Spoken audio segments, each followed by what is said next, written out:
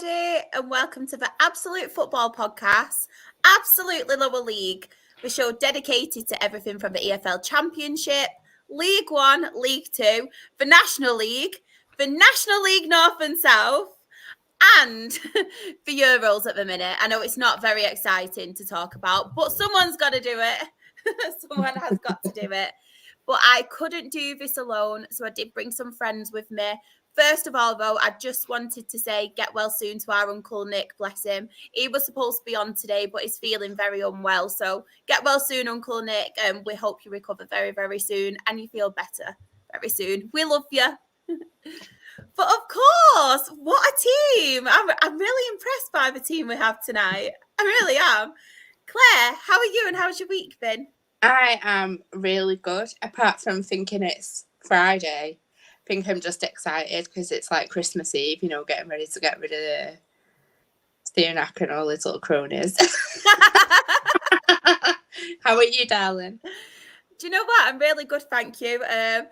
A little bit of football news that I will talk about later. I don't want to start on a negative. I will get into it, so it could go two ways, everyone in the chat. I could get emotional over it. You all know the news. I could get it cancelled. So I apologise in advance, Josh and Sam. I don't know what way it's going to go because I'm very hormonal tonight.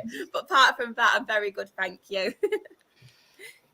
And of course, I've not seen you for a very long time, Danny. I feel like it's been ages since we've been on a pod together. How are you and how's your week been? Yeah, I'm good. Week's been good. I'm knackered, but we've been recording our Euros pod every night, so we're pretty knackered. Every night after both the games, we jump on and every night for half an hour. Yeah, it's been going on every night. So yeah, knackered. So I thought I'll come back on here and talk some EFL just as a break, and then you start talking about the Euros again. I know, so sorry. We'll make it quick. We will make it quick. Having said that, Northampton have finally made some signings. Insert after 84 years gif here. But we got there. We got 3 in so far, so it's good. I'm excited. Oh, love that. And yeah, I do apologise about the Euro chat. We will keep it as quick as possible because we're not very interested either. And somebody who's usually in the chat and we're so excited to finally, I can't even speak, I'm very excited to finally have you on. Jen, how are you and how's your week been? Hi, it's so good to be on this side rather than in the chat for once. But yeah, I've had a really good week. Busy at work, but other than that, it's been all right. Can't complain. Oh, I'm well chuffed to have you on. Really chuffed. As you can tell. And of course, it's not just us. We have got our lovely friends in the chat as well. So we have got NS Sports TV saying hi. He's also put big up. Oh. We all agree, but yeah. We've got Glenn. We've got Johnny. We've got Paul as well. Evening, Paul. Go back down to the chat as well. We have got Simon. Evening. We have got Luke. I'll read everyone. Oh, it's Jen. Didn't expect that. What a great surprise. We're full of surprises on the show, as you all know. Some good, some bad. And Jenny's definitely a good one. Yeah, I hope so. We might have more surprises on the rest of the show. Who knows with us? As they call us, we have a rowdy rabble. Yeah. We have got Sean as well saying, yay, my favourite night. The lower league rabblers. I know. Ryan as well. Happy 4th of July from America, or what you may call it. Happy Treason Day from this ungrateful colonist. Hope you are all doing great. We finally got a manager at Sunderland. Happy days. Oh, way up. We have got Simon. What's he put? Shah. If Josh hasn't got the pod cancelled by now, then I don't think anything will get cancelled. Okay. I don't know. I'm very upset about the Kean Hayes news, so you never know. Luke as well as put, I'm very emotional at the moment. Ed Francis has joined Exeter City for an undisclosed fee. Can say that's a hell of a signing for Exeter. Oh, please let us know in the chat. I will get onto it a little bit later. We are going to talk some Euros, but if there's any news with your clubs, please let me know as well, because I will read it out a little bit later. So don't think I have forgot. We're going to do Euros first. Get the worst bit out of the way.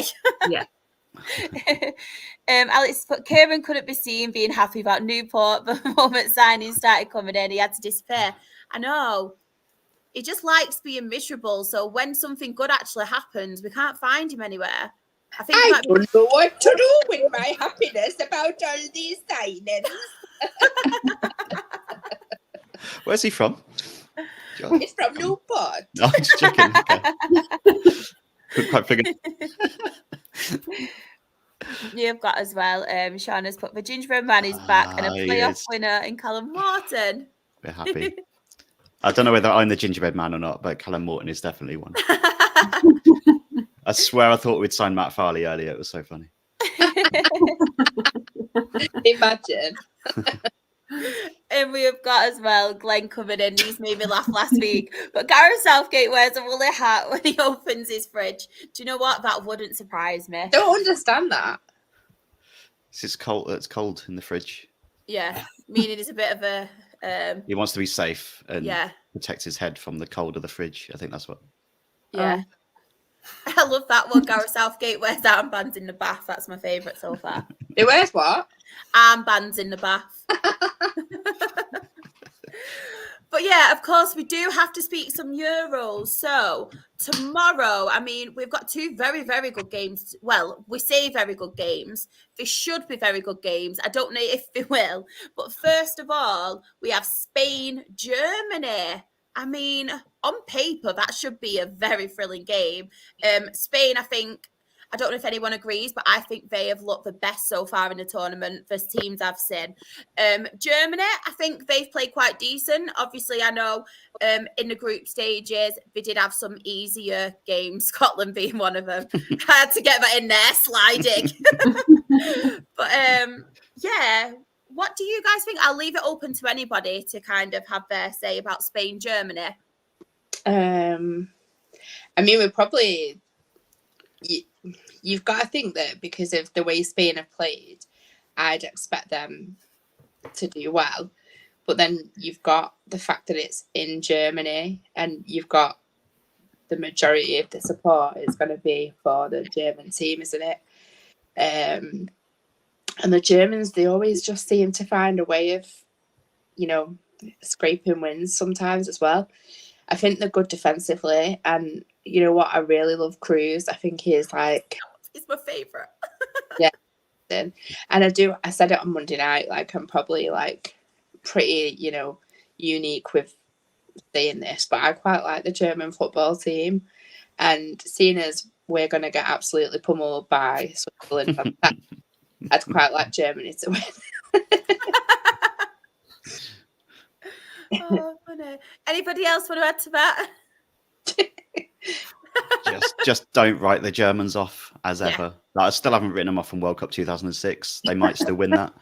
You can never write them off from any competition. No. Spain have got the quality, haven't they? But I don't think they've come up against anyone really good yet.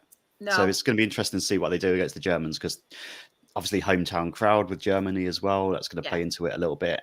It's really, really interesting, but it's one of those that's like two big teams, isn't it? That you think is going to be like a blockbuster game that ends up being 0-0 or 1-0, like France Belgium was.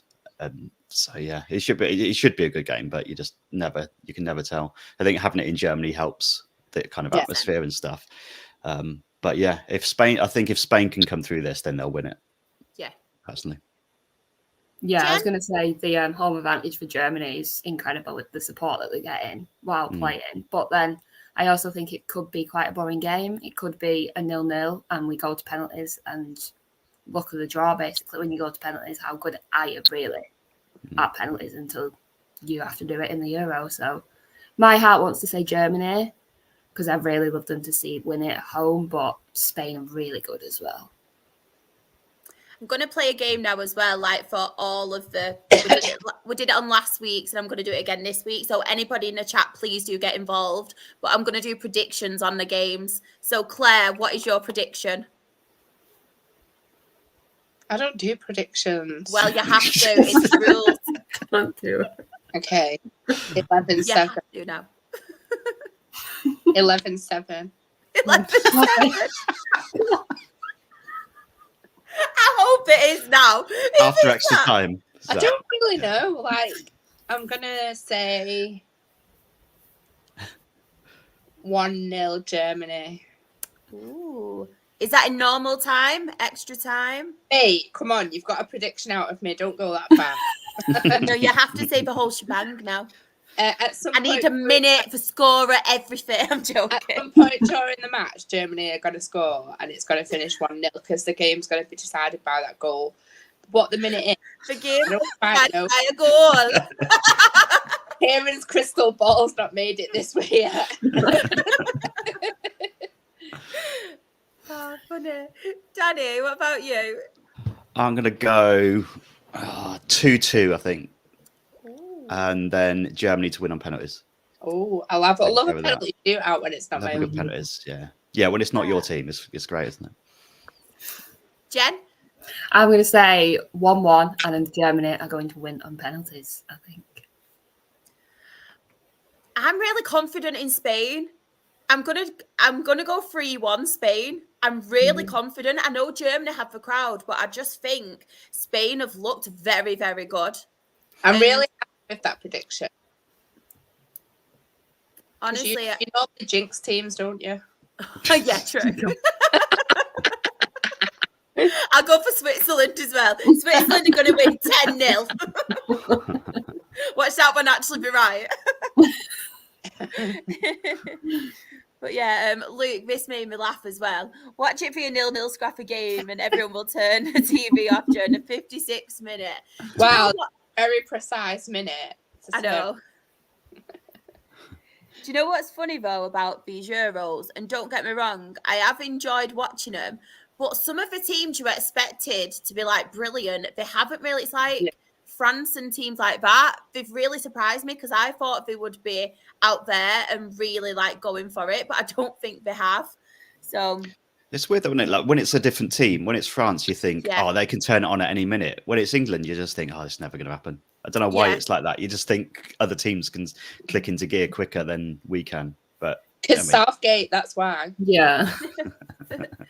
Speaking of France, anyway, the next game tomorrow, and what another game it should be. Portugal, France. I mean, who wants to speak about Portugal, France? Anyone? Question, isn't it? Yeah, I just think I went through several different emotions watching Portugal in the last round. And that was what a fucking baby Ronaldo is crying for missing a penalty. But then I thought, actually, he's got stepped up and took the first penalty after missing that penalty. I thought, you know what, that's pretty brave. So I went from being like, fuck off you baby, to fair play. And it kind of made me want them to win because of that. But they've not been very impressive, have they? I think Martinez seems to have been playing as a team when he sort of reintegrated Ronaldo back into the national team. And now it seems quite like it's the Ronaldo show again, if that makes sense. And I just think it needs to be a little bit more about the team. And I think that will cost them. I think they'll lose. Like the Ronaldo thing about him getting upset as well. Like, I look at him and think, why have you done that? But then at the same time, I think he's coming to the end of his career. Maybe it could be his last Euros. So maybe he wants it so bad. And that's like, and I just think with Ronaldo, like a lot of people were making fun of him, but he is coming to the end now. Nah, I'm not buying it. No, I am, to be fair. I'm sorry, but I just think he's coming to the end of his career, a bit like Modric, a bit like obviously Toni Kroos as well. And I think he does want it so bad. And don't get me wrong, he is an ego, but I think that's why he is so good. Yeah, I do get that. A lot of his career has been based on him having that ego.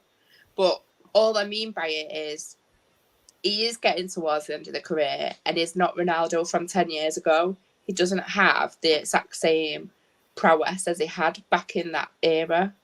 So I think that the fact that it kind of is the Ronaldo show again, it overshines a lot of the rest of the team. And I think for me, it puts Portugal at a disadvantage. So that's the reason that I think France will overcome Portugal. And like I said, I went from thinking, you big baby, to fair play to you for getting that first penalty, because that took some balls. Yeah. Like, I wouldn't have blamed him for not taking the first penalty after missing that, but he took a great penalty as well. But I just mean, generally speaking, it is the Ronaldo show. It's not about the rest of that Portuguese Do you not team. think similar to that, though, with France and Mbappe? A lot of people are making France about just Kylian Mbappe. I think people are, but he's not. Whereas Ronaldo is making it about him in that team. So I think Mbappe is not making it about himself, but is the one that gets talked about. So yeah. I think that's a little bit different. I don't know. What do you guys think? Yeah, it felt a bit like, you know, when you've got like a little brother or sister and you play in the park and they come along and you've got to give the ball to them to score a goal. That kind of felt like what Portugal were doing the other day. It's like you've got to set them up. You've got to give them a chance. But it felt like every single time. Whereas the games before, it didn't feel like that at all with Portugal. It felt like, you know, they had that Bruno Fernandes goal, didn't they, where he went through and he passed it. And you thought, oh, it's changed. And then suddenly, for some reason, when it comes to the knockout, everything was back to being Ronaldo-centric again. And he was the one you have to pass it to him. He's got to take every free kick and blast it over the stand. He's got to be the one taking everything and being the centre of it. And I just think for Portugal themselves, it harms them, because as a team, they're a really good team. They're a great team. They showed it in the groups. If they go back to that again and just use him how he should be used to finish off chances and to be in the box and get on the end of stuff and not make it all about what he's doing, then I think they'll go quite far. But I don't think they can afford to do that against France. They've got to. They've got to do that against France. So they've got to make it a collective. They've got to make it get back to what they were doing in the group stage, because that was just bizarre the other night. I think it was way too much for me. Yeah. In the chat as well, somebody has asked Balham, Portugal of Roberto Martinez is either correct manager for them. What do we think? He didn't really do that well with Belgium, did he? No, but I think Belgium have a different style of play as well. I think really, to see whether he is the right man, it needs to be more of a team game. I don't think you can really tell. I don't know. Like, I don't want to speak bad of Ronaldo, because he has just, like, for me, you know, I say Ronaldo over Messi. Like, I don't know what everyone else says, but like, I rated him. But I think that you think of the Portuguese national team and you think of Ronaldo. So I don't know if it's anyone's going to be that great whilst it is the Ronaldo show. Sorry, but I don't know. I thought Martinez did quite well with it the other day, though, with like him after he missed his penalty and stuff. I thought it was he's probably a good person to be in charge in that situation, because he's got that kind of personal touch almost, hasn't he, as well? Like he knows how to deal with that situation, to deal with an ego like Ronaldo. Like I say, if he can get them playing more together again, then I think he'd be fine. But I don't know. I'm sometimes not sure about Martinez tactically either, and whether in the bigger games it's going to come off for him. But we'll see. I'm going to be controversial, and everyone will probably have a go at me now in the chat, but I'm a massive Bruno Fernandes fan, me, and I love Bruno Fernandes. I love Bruno. Thank you. Someone does. Everyone. No one agrees with me. Thank you. I just think he's adorable. He's so cute, and he's always so nice to everyone. I'm just like, I love him.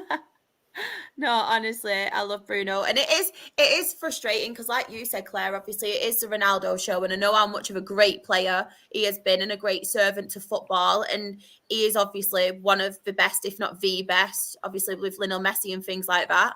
And I feel really privileged to be able to say, I don't know if you guys feel the same, but for Messi and Ronaldo conversation, I always say I just feel lucky to be able to watch both of them and be in the era where we could obviously watch both of them play football.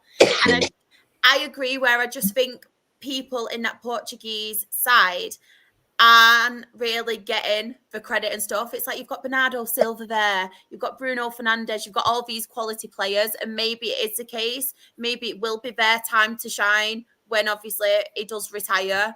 And I think the thing is with Cristiano Ronaldo, if he's not making it about himself, everyone else is kind of making it about him as well, aren't they?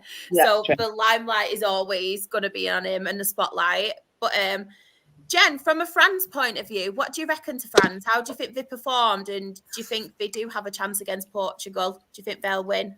It's hard to tell with France because they've not really scored a goal off their own back. They've not really done anything. I knew that would happen. I don't know what to say about France. Like, I love Mbappe. I think he's great. I love that he's going to Real Madrid. But that game that he didn't play when he had his broken nose, France kind of felt like they fell apart without him. So I don't really know what the score's going to be between Portugal and France. I do very much think it's going to be Ronaldo versus Mbappe, that kind of thing. I don't know what to think about France. They might prove me wrong tomorrow, but I just don't think they're that good in the Euros this year. I found them quite boring as well. I don't know if it's just me being just really negative at the minute, but I've just found them like quite boring. And I don't know if I've just expected more because they have got the likes of Mbappe and players like that. And I've just expected him to kind of run the show because I've seen him like at PSG and things this season. And I just feel a bit disappointed by France at the Euros. But they're also the kind of teams as well where you think they've not really performed yet, but they are still winning. They're still getting through. And I think teams like that and having world-class players like that, they can kind of do it, can't they? Like we've seen it before with France. Yeah, definitely. I can see them coming through this one. I think Portugal would have just spent so much energy the other night and given so much to it, so much emotions to it. And they had a little bit of a less turnaround as well with the games. So, yeah. What's he doing here? I've seen noise. It's been here for about 10 minutes. I know. Yeah, I've been here since the start, Claire. You just haven't even paid attention. I don't know. I don't know where I've come from. In the chat as well, Portugal won something, France have, Italy have, Germany have, all recently. Surely it's England's time, Charlotte. It's a hope that kills you, Loki. Kante has been good for Francis Thomas. Yes, what a player. I love him so much. He's incredible, isn't he? He's one of them, similar to Toni Kroos, where he just completely runs the game. Like, completely runs the game. He's so underrated. Nobody really talks about him, but he's just so class. And yeah, what a guy. What a guy. We've got a question for you as well, Kieran. Will the Portugal-France game be decided by a goal? You know what? Within the quite definition of the meaning, I think it will. I don't think there's very much going into that game. But I'm also expecting a very boring, crap 1-0 off of, I don't know, Pepe's shin or someone. I'm expecting it to be a crap game, but there we are. Pepe's still going to be in bed after the other night. Yeah. The fact that it almost feels like he's gotten better, like every competition he's played in. It's really weird. So are you going 1-0 then, Kieran? I'll ask you first. Predictions. We'll go 1-0, but it'll be an own goal, so anyone that owns Mbappe and their Euro fantasy team will be fuming. Claire, what are you going for? 1, 2, 3, 3, 2, 3, 2. Oh, 2 to France. Jen? Yeah, I'm going to say 2-1 to France in extra time. I think they're just going to scrape it. Ooh. Danny? 4-0 France. Oh! Portugal are going to be on the floor. Oh, I'm going to go for 1-1, and I think Portugal are going to win on penalties. And Ronaldo's going to score the goal. No, I'm joking. I think Bruno's going to score. Yeah, 1-1. We have got. Well, you counted higher there than some people in Newport can count. Counting to 3, quite impressive. So then the next game. So this is on Saturday. We have got to talk about it, everyone. England, Switzerland. I mean, do you think he's obviously going to have to make changes with the suspension? Obviously, news came out as well today that nothing has happened with Bellingham. Bellingham will be able to play on Saturday. So, who wants to start talking about England? Kieran, not you. No, You're not allowed. I'll remove you if I have to. But yeah, England, what are we all thinking? Do you think there'll be a lot of changes? I'd like this to be. I don't think there'll be. I'd like us to go maybe with... Do you know what? I'm going to go out there.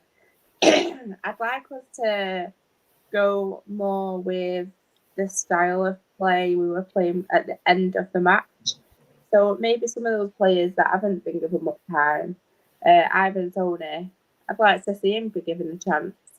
I think Saka's done some good stuff, but he's not done enough good stuff. So I wouldn't mind him being dropped.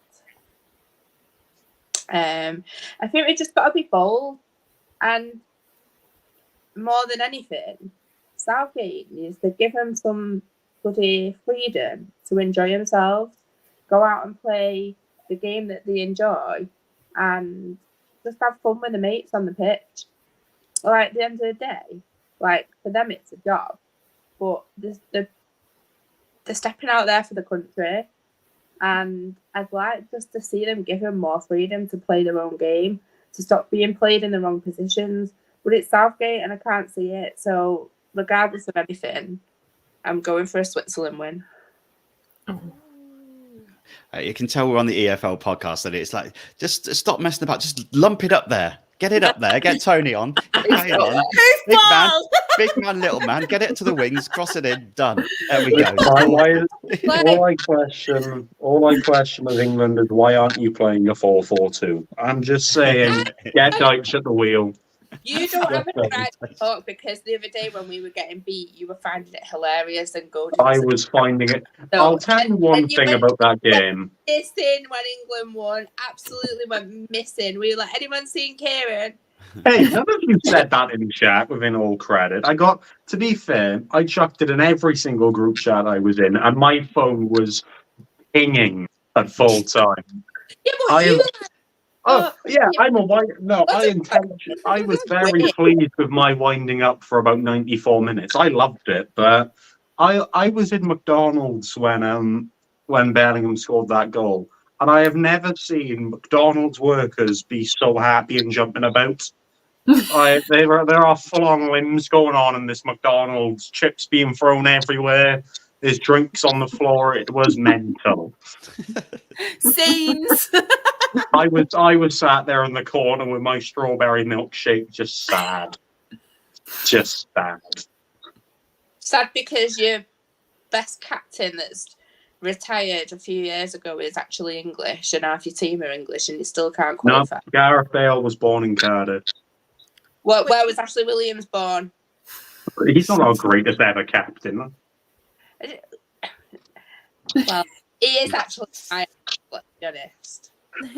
But yeah, Place for Stockport. We've got a question as well for you, Kieran. Which McDonald's was it in? Oh yeah, good question. It was it was a McDonald's in Whitfield, which is Dover, pretty much. So yeah, it was good fun. But Southgate's a tactical genius, and I think he should be given a 10-year contract personally. I think you need to kick him out, Shah. I'm tempted. I can also kick people out in the chat, Alex, as well. I'm joking. Jen, what are your thoughts on England? If you have anything positive? Spain. I think Cole Palmer should start. I don't know how many times I need to say this. The fact that he hasn't seen as much minutes as he should have is ridiculous. I just don't understand why he's not starting Cole Palmer. Look at what happened when he came on the pitch at the end of the game. Same with Ivan Toney. Completely changed the game when he came on. Them two should be starting on Saturday. And I really hope they do. But then it's Gareth Southgate. He's probably going to field the same team. Exactly, girl. Thing is, as well, with Ivan Toney and having Ivan Toney on the pitch, he's very good in the air, isn't he? Like, he's very good at winning headers and things like that. Very good in the air. And I feel like he's got a bit about him, hasn't he? Like, he can take on players, but also he's strong and he holds his own, which I like. Cole Palmer, I think it's ridiculous how he's only played like the minutes he has, especially considering wasn't the only Erling Haaland who scored more goals than him? this season. Very much. Exactly. Even Anthony Gordon as well. And it's like playing these players out of position. I just don't get it at all. It's like Phil Foden as well, like playing him like not in the right position. And we've seen him play for Manchester City this season and what he can do. And I just feel like you've got Harry Kane there, who I love Harry Kane. He can always score a goal for you, but he's literally sitting so far deep, and he's our forward. Yeah. Like I shared this tweet, and I shared something on Facebook, I think it was, and he said rather than put in another defender, just play Harry Kane at centre back because he's been there most of the last few games because he's sitting that far deep. Yeah, it was crazy that the other day. It's just ridiculous how you can have all of these players who have performed all season for the clubs. And I know they play very high pressing football. I think Harry Kane's the only one who doesn't play that for like his club and stuff. And I feel like you've got a Champions League winner there in Jude Bellingham. And I know he's done some brilliant things, but he's not been the Jude Bellingham that we've seen throughout the season either, has he? And it's how Gareth Southgate can have these names. And I feel like he's trying to fit all these well-known names into his starting 11. And it's just not gelling. They're out of position. Yes, sure. You know, it's an absolute shock what happens when you allow world-class players to have creative freedom and play how they want, because that's how they do so well with their domestic clubs. Yeah, Gareth Southgate, you can even check it when he managed Middlesbrough. He's a defensive coach. He got them relegated, yeah. He's a defensive coach. He always stuck everyone back. That's literally his entire manifesto of being a manager. If this was England from 20 years ago, where you had all these good defenders, yeah, sure, but you've swapped that for attackers now, and you can't bloody use them because he's telling Bukayo Saka to play bastard left back. Like, what's going on? The thing is with that though, it's like even that Saka, I know he has played left back before. Didn't he start off for Arsenal as a left back? Right. Yeah. So I do get that, and the thing is with that, what frustrates me more as well, and especially our defence, it's like bringing, and I love Luke Shaw. I think when he's fit, he is one of the best, like, at what he does. And I feel like taking him and Trippier is a massive risk because obviously Trippier isn't 100% fit now, and we've seen it. Obviously Luke Shaw and taking him, yeah, he's brilliant, but he's not played. Has he played any games this season for Manchester United? He hasn't played since February or something. Exactly. So it's like that's a massive risk upon itself.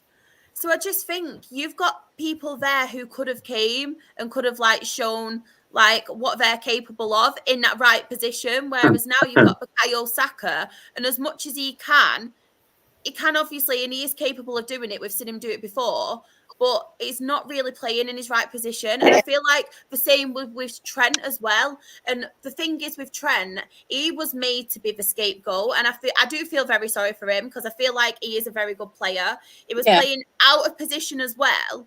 And that's going to massively knock his confidence. Because I feel like he's finally been picked to show up at his country. And obviously, he's not been played in his right position. Obviously, it's then taking its toll on Declan Rice as well. Because I don't think Declan Rice, that didn't really help him when Trent was playing alongside him. And I feel like he was made to be a bit of a scapegoat. And it's like he's not been played in his right position. And I've seen rumours. It's like this. What I don't get as well is our teams and our starting 11 for the games are being leaked like so many days early. And I don't get all that either. It's like, why? English media, isn't it? Yeah, why do that? The media is half the problem. Yeah, it is, to be fair. So, for someone that doesn't, like obviously I don't praise England. I have quite a few opinions that surprisingly don't take a biased hatred towards them. You've left, for example, Jared Brantford, a left-footed centre-back. Exactly. At home, who, yes, he hasn't played left-back for, Everton, but he could have fitted in a lot better at left back than a right-footed right back, for example. 100%. And there was the thing with Trent, and he's probably one of the only players that I've consistently rated, even when he's been poor. that defending that Kyle Walker did against Slovakia, where he's playing every single player on side, nobody batted an eye to it. If Trent would have done that, it would have been on everywhere for many a months. The fact that he gets all this abuse when Kyle Walker, who's been one of the best defenders in the Premier League for a good while, albeit he's potentially playing out of position. The fact he's made that big of a cock up and nobody's mentioned it, but the second Trent would do it, he'd be, scrutinised for it. The media is definitely half the problem as well.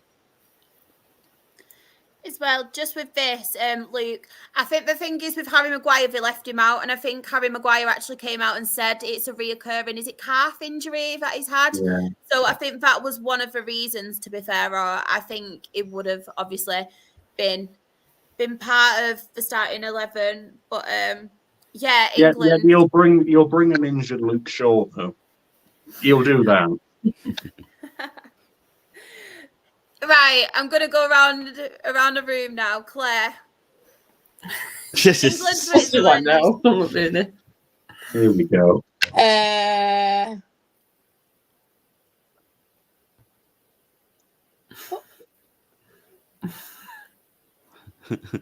How many do they lose by?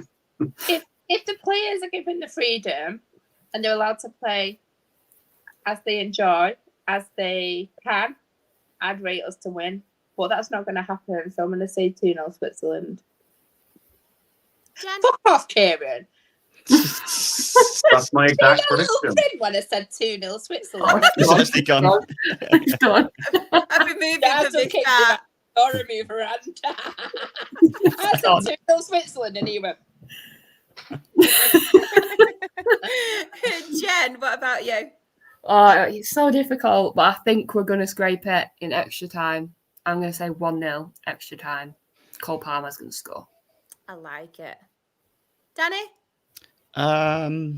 This is difficult. This is Switzerland are obviously a massive step up, aren't they? Now, I think that, and a lot of the time, sort of England fans will look at it and go, "Oh, it's Switzerland. It's only Switzerland." They've been fantastic all tournament.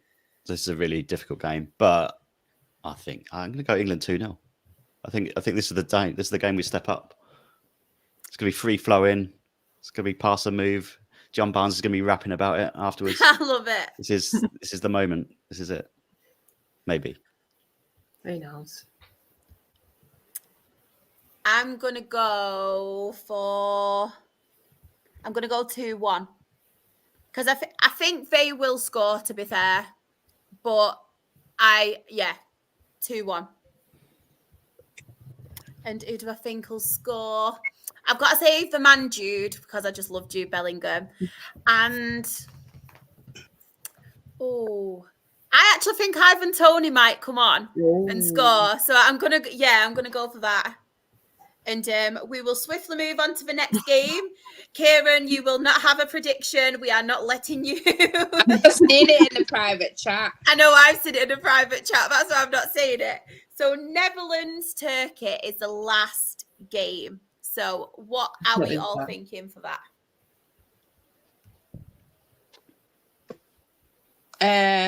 We just look at a private chat a minute. Oh no, I've already clocked it as well. And I will actually bring it up because I'm not going to... No, it's all right. No, it's all right. I'm not going to acknowledge it in any way. I'm just bringing it up because this is a reason why her game 2 obviously exists, and the reason why I've got such bad anxiety at the minute because I'm sick of people trolling me constantly. So do you know what? Whoever it is, we will find out who it is. But yeah, I've actually translated one of the messages in Spanish to English, and I mean you could see it as a nice compliment. They're basically saying enjoy men's genitals ejaculating in you. You know what? If that's your kind of thing, I mean, it's not a bad thing, is it? It's science. It's fun. Exactly. I wish I had the time to do things like that. I wish I had the time, but I'm sat here on a podcast with this person watching me. So honestly, if you have got nothing better with your life, thank you for the view. You will obviously this view will bring us extra whatever we are doing. But yeah. I just can't be bothered with it. I'm just getting sick of it now. Yeah. Getting sick of it. You know what? Right. if you want to come into our podcast and give people shit, don't do it in a fake name.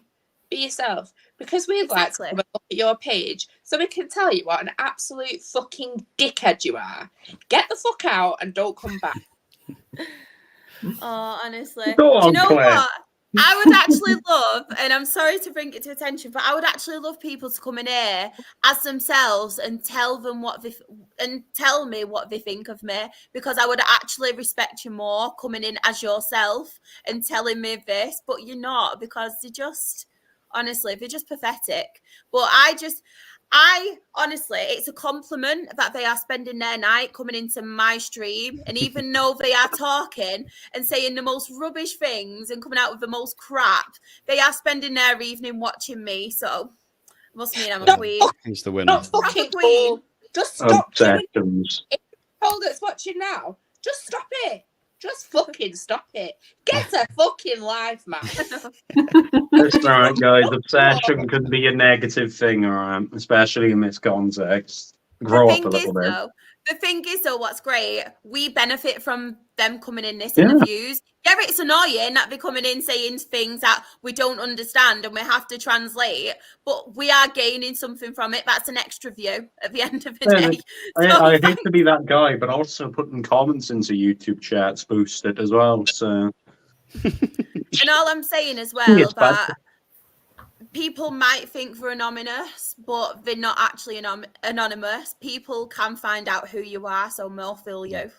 Yeah, exactly. This place as well is built on, like, all of these podcasts is built on football community, right? About positive football community. It's not here to be, like, as you can probably tell from me, it's not here to be tactically brilliant. It's not here to be talking all the like 4-4-2s or whatever and all that sort of stuff. It's a football community, and don't go coming in here and having a go at anyone, because you will just get chased out of it. And you're coming in here spreading negativity about stuff when it's supposed to be this welcoming community. And the person behind all of this welcoming community is Shah, and none of us are gonna sit here and take any of that, because it's bullshit. So fucking men. Yeah, I totally agree. Football is a place for everyone, and no one should be discriminated against for enjoying football or coming in a chat and saying stuff like that. Like, if you're going to say that, come in with your face and say it. Don't hide behind your profile. Well, what it does as well is it makes us talk about them for 5 minutes, and we shouldn't be. We should be talking about all these other amazing people who come in here and giving all these comments every week. People in here have been in here every single week, and we should be focusing and commenting on these people and showing love to these people, because they come in and spend their sort of Mondays, Wednesdays, Thursdays, any other days with us, chatting football and building this community with us. And this is what it deflects from as well. So we shouldn't let it. But is fuck off, and when they get there, fuck off a bit more. Yeah, exactly. On that note, I think I do need to do that as well. Do another way. Not in that way. Let's get that in before I left. I will. Listen, all right, guys. The world's shit enough as it is. Just be nice. Exactly. Don't cost anything to be nice, for fuck's sake. I'll talk about your player for you, Danny. Callum Morton, please do. Yeah, great to have him back. Love him. He's good at football. Yeah. Anyway, I do need to shoot off, if that's all right. But enjoy, darling. Oh, thanks, Danny. See you later. Yeah, see you later. Yeah, Danny. Bye. So next game is Netherlands Turkey. I mean, I don't know if anyone watched the Turkey-Austria game, right, the other night, but I thought that was one of the best games of the Euros. I thought it was so good. Do you know what? My actual favourite match of the whole Euros is Turkey's opening match. I thought that was the best game.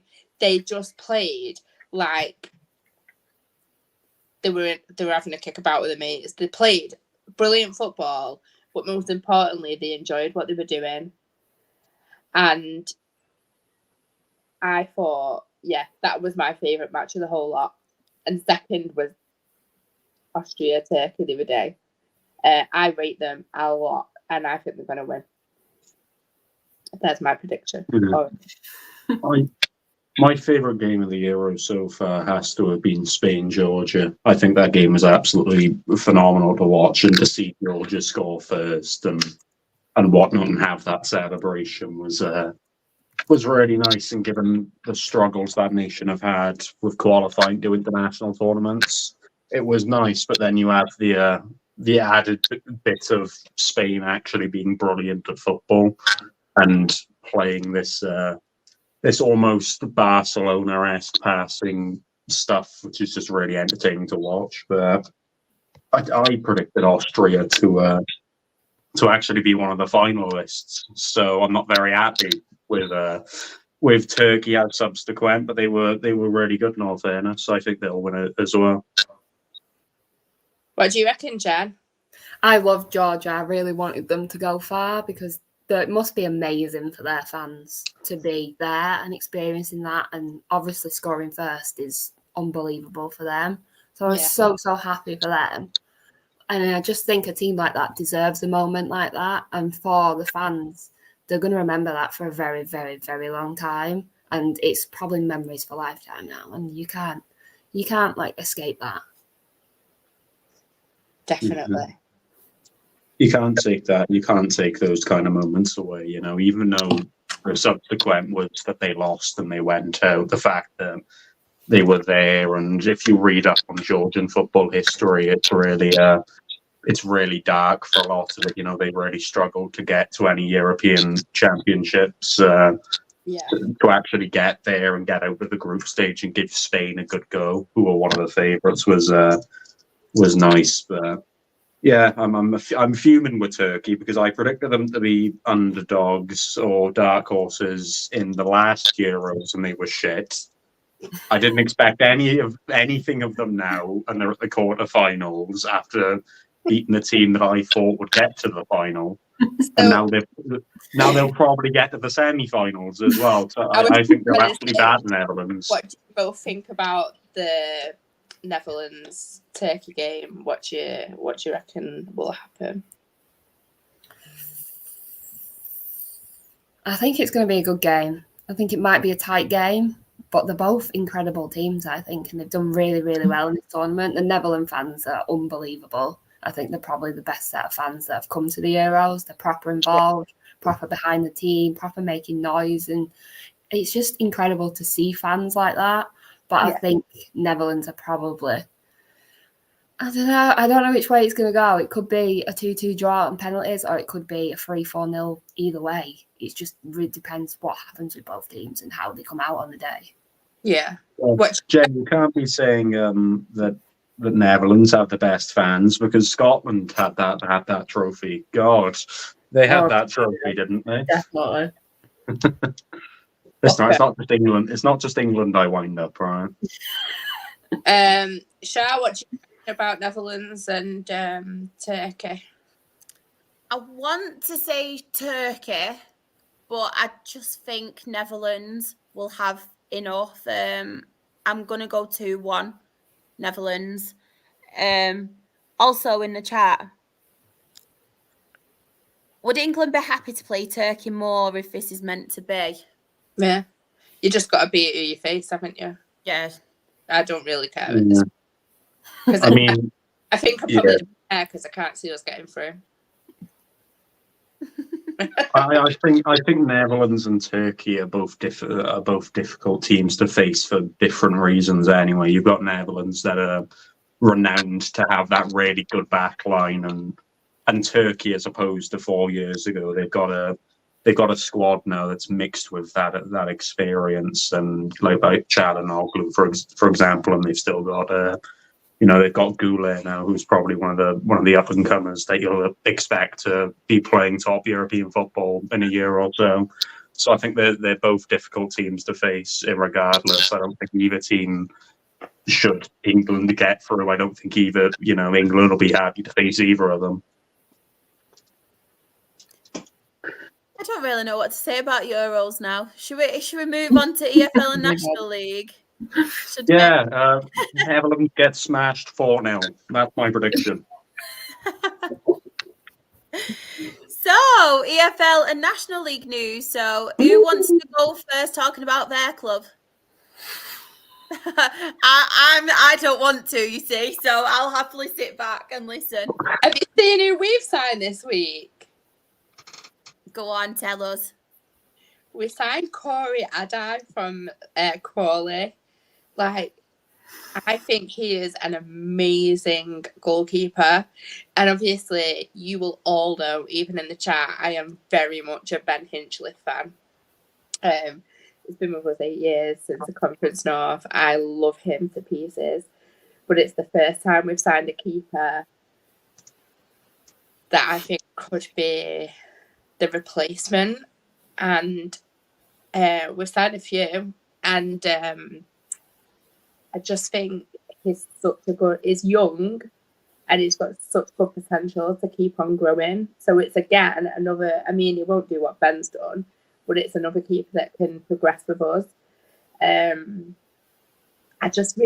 really rated him every time I've seen him against us. So it really did excite me when I saw that we signed him. But I think... Sorry, that really made me laugh. What did it say is? No, it's basically saying because he's a goalkeeper, he's a keeper. That's funny. Yeah. Yeah, I feel like Ben will start the season, and he should start the season because of what he's done for us, and he's got a new 2-year deal, so he's staying anyway. But it's going to be good competition because they're both brilliant keepers. But I feel like Ben will start the season and Corey and I will finish the season. And I can see it being the start of Ben winding down a bit. I think he'll still be with us this season and next season, but I don't think he'll finish the season. And you know why I say that with this fake smile on my face, because I absolutely love the guy. But it's good because it's someone that I really rate. And secondly, this week, we've signed Lewis Fiorini from Manchester City. I thought you were going to say, because you said Lou, then I was going to say, not Louis Molden! Not Louis Molden! No, not Louis Molden. We signed Lewis Fiorini from Manchester City for a 6-figure sum. Rumours around about £300,000 up front, with add-ons that could see it go up to £1 million. Which is just fucking stupid money, let's be honest, but it's football, innit? He has been playing in the Championship, and he's been on loan there, I think even last season. He's played for quite a lot of teams in League One. He's always been out on loan, quite a young guy, but it's quite an exciting signing. I think he's like the, you know, that, what do you call it? The thingy signing, marquee signing. I think he'll be that for us this season. Yeah. We've got a lot of players now on like 3-year deals, which it just blows my mind because we've not had that for ages. But I'm so excited for next season. So excited. We ain't in a relegation scrap next season, guys. It's not happening. We're going to be challenging. Straight back up. Stop it, well, you can't bookmark a YouTube thing, can you? You can clip it. You can clip it. It's good enough. I'll clip it. Yeah. But yeah, I find it very, very exciting. Which I'm very sorry because you guys are all like Char's depressed with Q&As and you two are just mocking. I'm fine actually. I'm quite happy. I've got a whole load of things I've got to read. As much as I never look happy, I've got a whole load of things to read. Kieran, and like Gareth Bale could come out of retirement and sign for the support, and Kieran would still not crack a fucking smile. Yeah. Well, I don't know what to do. But I don't know if, you know, he's experienced enough to play for Newport. I don't know. He played at a level before. Listen, all right, we signed Joe Ledley and he was shite. So off of that basis, all right. I just want to say as well to anybody in the chat, if you do have news about your club, please feel free to obviously have your say. I have starred them, so I will come on to your team as well. But who wants to talk next about their team? Kieran, Jen, it's entirely up to you. Yours is more exciting than mine. Go on. I've got a whole fucking list of things to say. So I haven't Oh, been come on on. then, Jem, I please haven't, say I haven't been. I haven't been on for 2 weeks. There's a fucking news report from Sky. Bloody hell. 5-page comic. Drink break, So- everyone. I'm joking. Drink, yeah, guys. Drink break. Get your popcorn. Get all your snacks available for the newfound Newport County show. So within the basis, that's not how I work my happiness, Simon. I have a very much resting bitch face that remains for 99% of the time. Obviously, I haven't been on for 2 weeks, and within the weeks beforehand, I kept saying, "Oh, we've made no signings, no news, boring and shite." I've went away, and the first day that I went away, Graham Coughlin's been kind of, moved on. He's had a mutual termination of his contract, which I was very confused about, because at this point we had lost, Ryan Delaney, who we've already talked about, whatnot. We had about 5 players that we knew were staying, and the rest were just thrown up into the wind. The statement read that we wanted to go into a different direction, or Graham Coughlin wanted to go into a different direction, and Hugh wanted to go in a different. The basis in the statement read that we wanted a new head coach, which, from the basis of understanding the kind of roles within football, we wanted someone to focus on this. Hugh wanted to focus on the signings, and again, at this point, no signings were made. We've just lost our manager. 2 days later, we actually have made signings, and I won't go into a detailed analysis of every one of them, because that I'd be here all day. But as of right now, we have signed, I don't even know how many players, 8, I thought 9. you was going to say that and then We've list them signed- all off. We have signed this one. No, so we've signed, it's about 8 or 9 players. They've ranged from playing League 2 with Grimsby. We had a player that was playing in the 2nd division in Spain last season, which is a bizarre signing because we'd never really make those additions. Probably the most exciting one being that, and I was really happy to have sent this when I sent it into the chat. We've retained Matt Baker on a 2-year contract following his 9 signings and 2 youth players getting senior contracts. The list is very confusing to read, but yeah, we had brought Matt Baker back, who was weirdly, he was on the bench for the senior Wales team with the recent friendlies. That shows his progression. All of these players are under 24. Every single player. Where's she gone? Every player. Got bored. Sorry, Kieran. She's got bored, yeah. It's like, is he still talking about Newport? Please I'll be back in a minute. God. No, but so the policy seems to be that we're signing players under the age of 24.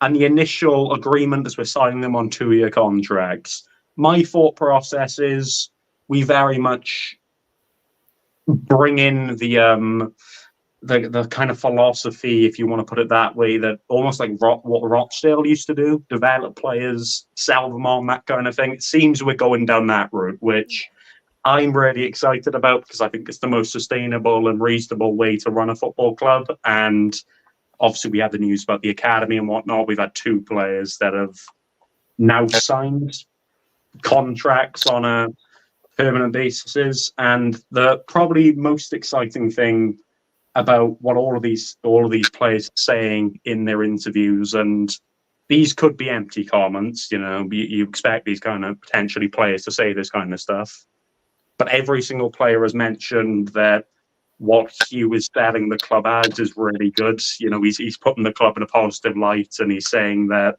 the club's on an upwards trajectory and a good momentum push, which is really exciting. We all thought, is it going to be another year or 2 in League 2 potentially, which I wouldn't cry about within all basis. I wouldn't mind staying in the division for a little while. But every single player, to my knowledge, and this includes, players that have played in like highly rated youth academies and done relatively well in their previous clubs, they're all mentioning how they want promotion. They want to be up there, which, again, you expect it. in some degree, you expect you expect players to potentially say that they want to be up there, but the mentioning of that's really exciting, and the players we've got have good merit and they've got good experience, albeit some of them are in different divisions and haven't proved themselves at senior levels. But irregardless, exciting on the player recruitment. And then the final bit I've got, which came, I don't even, it was 2 days ago, I believe. I was on a show talking about Euros and whatnot, and it came out of nowhere that we had signed Nelson Jardim as a head. It wasn't head coach. He's part of the coaching staff, but he's not the head coach or slash manager, if you want to put it that way. He's part of the coaching staff, which is something I don't remember us ever having. We very much had that basis of not having player or not having staff that were experienced and all this other stuff. But this guy's got experience in Portugal with Swansea, and he was with Leeds. Well, no, he wasn't with Leeds. The guy we're linked to now as head coach was Leeds' assistant manager. But we've signed someone. How can you sign a coach before a manager? Well, no, it's so.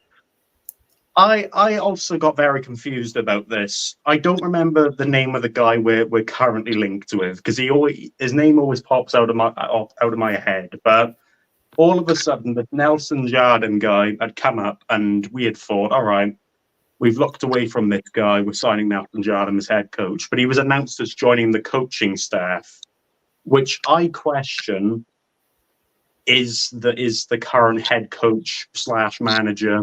Very confusing in terms of role names, but is he already confirmed and they're just waiting to announce him is a different question. But I don't have a clue what you're on about now. I can't it's incredibly confusing. It is very confusing in the basis of... I actually love you, kid. In the basis of we haven't had our... We've had someone in the coaching staff announced before the manager, but there we are. There we are. It's Starkey, my favourite. Starkey, bye. You know, I entertain. I'm fucking crying. Kieran. You know what? Listen, all right, Claire, this is the first time in fucking 3 months I've been enthusiastic and happy about something. For fuck's sake. I'm getting the fucking piss taken out of me. You know what? I cannot wait, because that just then, Kieran, will be on the next quote quiz. And it'll be out with you, Uncle Nick, and Anne. It's the first time in 2 months that I've been happy about something. And I've been so happy about it that I've confused myself with talking about it. But I'm at the point. Well, Kieran. Anyone, fucking Graham Cochran, why not? I don't fucking know. The only news we had is that Austin Roberts will not be taking the Wales job because he's focused on a new Serie A team. Craig Bellamy, maybe Thierry Henry, which is a really weird name to be linked to the Wales job. But there we are. But yeah, we've got someone on the coaching staff. We've still not got a manager. So up the Portuguese county, because the guy's Portuguese. Up the managerless club, apparently. And up the fact that every single player is saying we'll be up there and challenging for promotion. Fuck it, I'm excited. Every player's got to say that, mate. No, shut up. Shut your mouth. Let me be happy about something for once. There's more chance of us getting him. Yeah. Shut up. You do my head in. I zoom in. Right. I bet you £10.55 that Newport do not get promoted. £10.55. That's a really weird number. But I'll agree to it. Because I'm irresponsible with money and I'm not confident we'll go up anyway, but it's fine. I don't overly want Craig Bellamy either, but what other option do we have? Bringing back Rob Page. I like him. He's bonkers. Yeah, he is a bit of a nutter, to be fair, which I think probably summarises Wales in a good way. But there we are. That's not a joke. Shah's fuming. She's I'm tempting. already like, I nearly wore black today because of Kia Keys. Nearly wore black. Anyway, so I understand none of you understood what I said, but just know that County are pissing the league on 100 points next season. Oh, come on! Kind of you to say it. We're pissing the league. HMS piss the league is on. Oh, nice one. I agree. County will do well. Which one? As long as it's not Notts County, it's fine. It can be any of the other two. Oh, where's it gone? In the chat as well, we have. Oh yeah, that would send me into total chaos. I mean, I've had a meltdown over Cian Hayes, so Louis Molden as well. I would be gutted. My question though, why does the Peterborough head coach announce him as why is he announced, or not the Peterborough head coach? Why is the Peterborough owner announcing it before the club account? Do you know what's annoying me as well? These legit must watch our podcast, Peterborough. I think Aaron McLean's something to do with it. Honestly, because the players I've mentioned, they have signed. Like every week I come on this podcast, picking these players up. Next, you watch tomorrow, Louis Molden signs for Peterborough. Whoop-de-poop. Me and Shah are swapping roles this week. She can be the miserable one, and I'll be the happy positive one. I am. Shall I ask him now and see if we get a reply while we're on air? Yeah, just say, are you... Aaron, for fuck's sake, you're making all the Rochdale's players leave. I know. What to Peterborough. Honestly, like every player this season I have picked up, Peterborough have gone and signed. George Never, I've come on here week in, week out, buzzed off George Never. They've got him. And then they had to break my heart even more. Sign Cian Hayes, they've got him. Con Clark, they've got Con Clark every week. Every bloody week I've come on here. This is how I normally am. Filming about everything. I'm smiling though still. If I don't smile, I will cry. Right, I've asked him. It's a fake smile. See, you've got a fake smile. I have no smile no matter my mood. I'm happy, sad, angry, no smile. None of it. Honestly though, I mean every player, I'm going to come on here next season and talk about shit players. So Peterborough sign these shit players. And Peterborough are going to sign these shit players and they're going to piss the league on 100 points. No. Shara, I think you should take the head of recruitment role at Peterborough. I'm just saying. I've already took it. You may as well have done it. I am. I've not officially been announced as a head of recruitment, but they definitely watch this podcast, and I am their head of recruitment. So you are welcome, Peterborough. But think about poor Jim McNulty.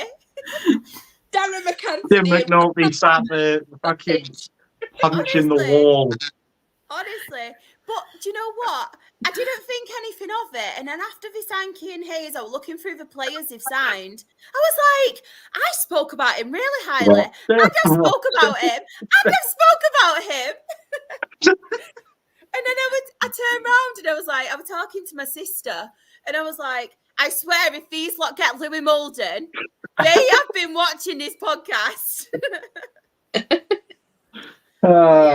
See, now what you do is you clip this and you just tag Peterborough's owner and the club account. That's the plan. And if you're watching, seeing as though I am head of recruitment here and I'm doing you favours, do us a little favour. Send George Nevitt and Cian Hayes back on loan. Even Con Clark if you really want. Thank you. Yeah, that works. For Newport. All for Newport, thank you. No wage paid. Buyout clause for about 50p as well. That would work. Thank you. Send them to Dale. Send them to Dale. They're already recruiting an army of 11,000. We've got a posh fan as well. You are welcome, Darren. You are welcome for all these signings. Because I am taking credit. You are welcome. You are welcome for Do you know- your transfer policy. Yeah. Honestly, though, it was yesterday, and I got to the point where I was flicking through, and you know when? I couldn't even, it sounds really bad because honestly, he's such a nice lad as well, but I couldn't even be happy because I had my heart set on us getting Kean Hayes.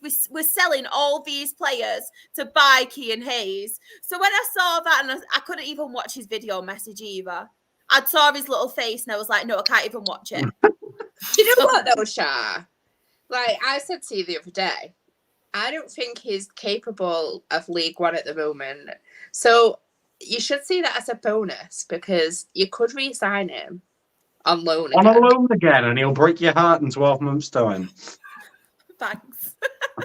Kieran! No, cause I'm gonna come on By here usual. and say, I'm gonna come on here and be like, when he scored like a hat trick against Oldham, I'm gonna be like, oh no, it was so bad that game. Like if it was just tap-ins, it was really, really You know, bad. Yeah, Really tap-ins. bad. You know, he had about 7 tap-ins, and he missed half of them.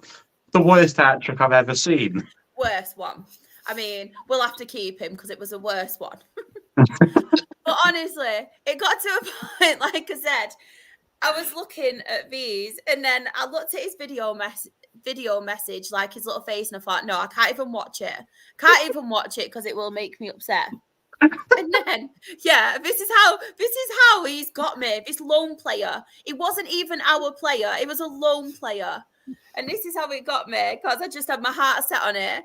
And that's fine now. You fell for rule number 1 of the football supporting loan book. Don't fall in love with a loan player. It's very hard when you're a Rochdale fan and we've been utter shit for seasons. We've been utter shit. That was the only good thing. Danny Lloyd last season, not last season, or before. It's fine. I was set on a set Palmer Holding coming back, but he's gone up to fucking Dundee. So, you know, he couldn't have went much further away. It's like this now with Louis Molden.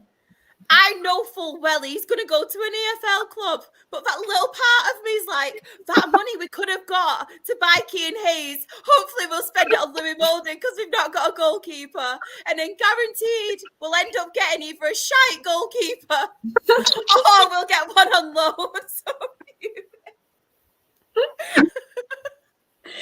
Honestly, this is what it's done to me, Kean. Kean, if you are watching, this is what you've done to me. If Jim McNulty comes knocking on the door for a loan deal, please say yeah, because I am on the brink here. I am losing my shit. She's about to go through the fucking ceiling. There's only one Louis Molden.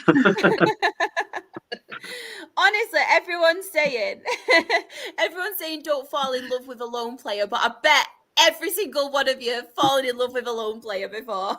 Did it last season with 2 of them. Oh, man.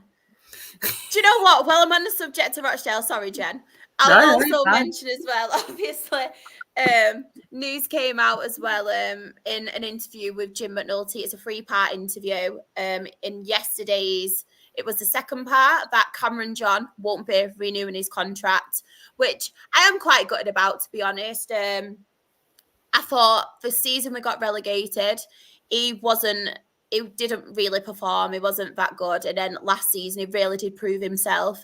He actually became a fan's favourite as well. And just to have that mentality where obviously he's gone from having a really bad season and he's thought, no, I'm going to do something here. I was partly to blame, not just him. It was a whole squad, obviously, the season before. I was partly to blame with it. He took a pay cut as well. And it really did, changed all our fans' opinions. So I am quite gutted about that. I would have liked him to have stayed because I think he has got the experience, and obviously he played very well last season. And even though part of the season as well, he is actually a defender, but we played him in midfield and he really did take up on that role as well. He played very, very well. So I'm quite gutted about that. One that I am extremely gutted about as well, Jimmy Keohan has left. He's gone back to Ireland, unfortunately. Yeah, it was one of them players where it didn't really get the credit, but it was always very consistent. It was very partial to scoring a goal as well for a defender. He had quite a good record. He always scored the goals at the right time as well. He got us out of some really when you're like, oh no, we're not going to win this, or we were like 1-0 down, and then in the last few minutes he'd always pop up with the goals. So yeah, I'm really gutted about Jimmy Keohane, but it just looks like I think he wanted to go back home to Ireland, so you can't really blame him on that. One that I am very shocked about, Ochegbulum. We have actually sold Ochegbulum to Oldham, and I think we've actually got some money for him, which I am absolutely buzzing with. Like, I'm not a person to come on here and obviously like slate players and stuff. The thing is with Ochegbulum, Chesterfield fans said the same about him. He has got massive potential, but he just kind of hasn't got that extra bit about him to make him a player. Like, you can see potential in there, and he's still quite young, to be fair to him, but he's not quite good enough kind of thing. And I don't think he really fit the style of what Jim McNulty wanted to play. So obviously we have sold him to Oldham, which they are our rivals, but at the end of the day, we've got something for him. He's got a year left on his contract, so that's a bit of business that I wasn't expecting, but it's still money for us, which is good. Contributes to, I would say, the Kean Hayes fund, but obviously not. Won't get started on that again. Yeah, we've also brought in a player who I think he was at Eastleigh last season, called Adam Barlow.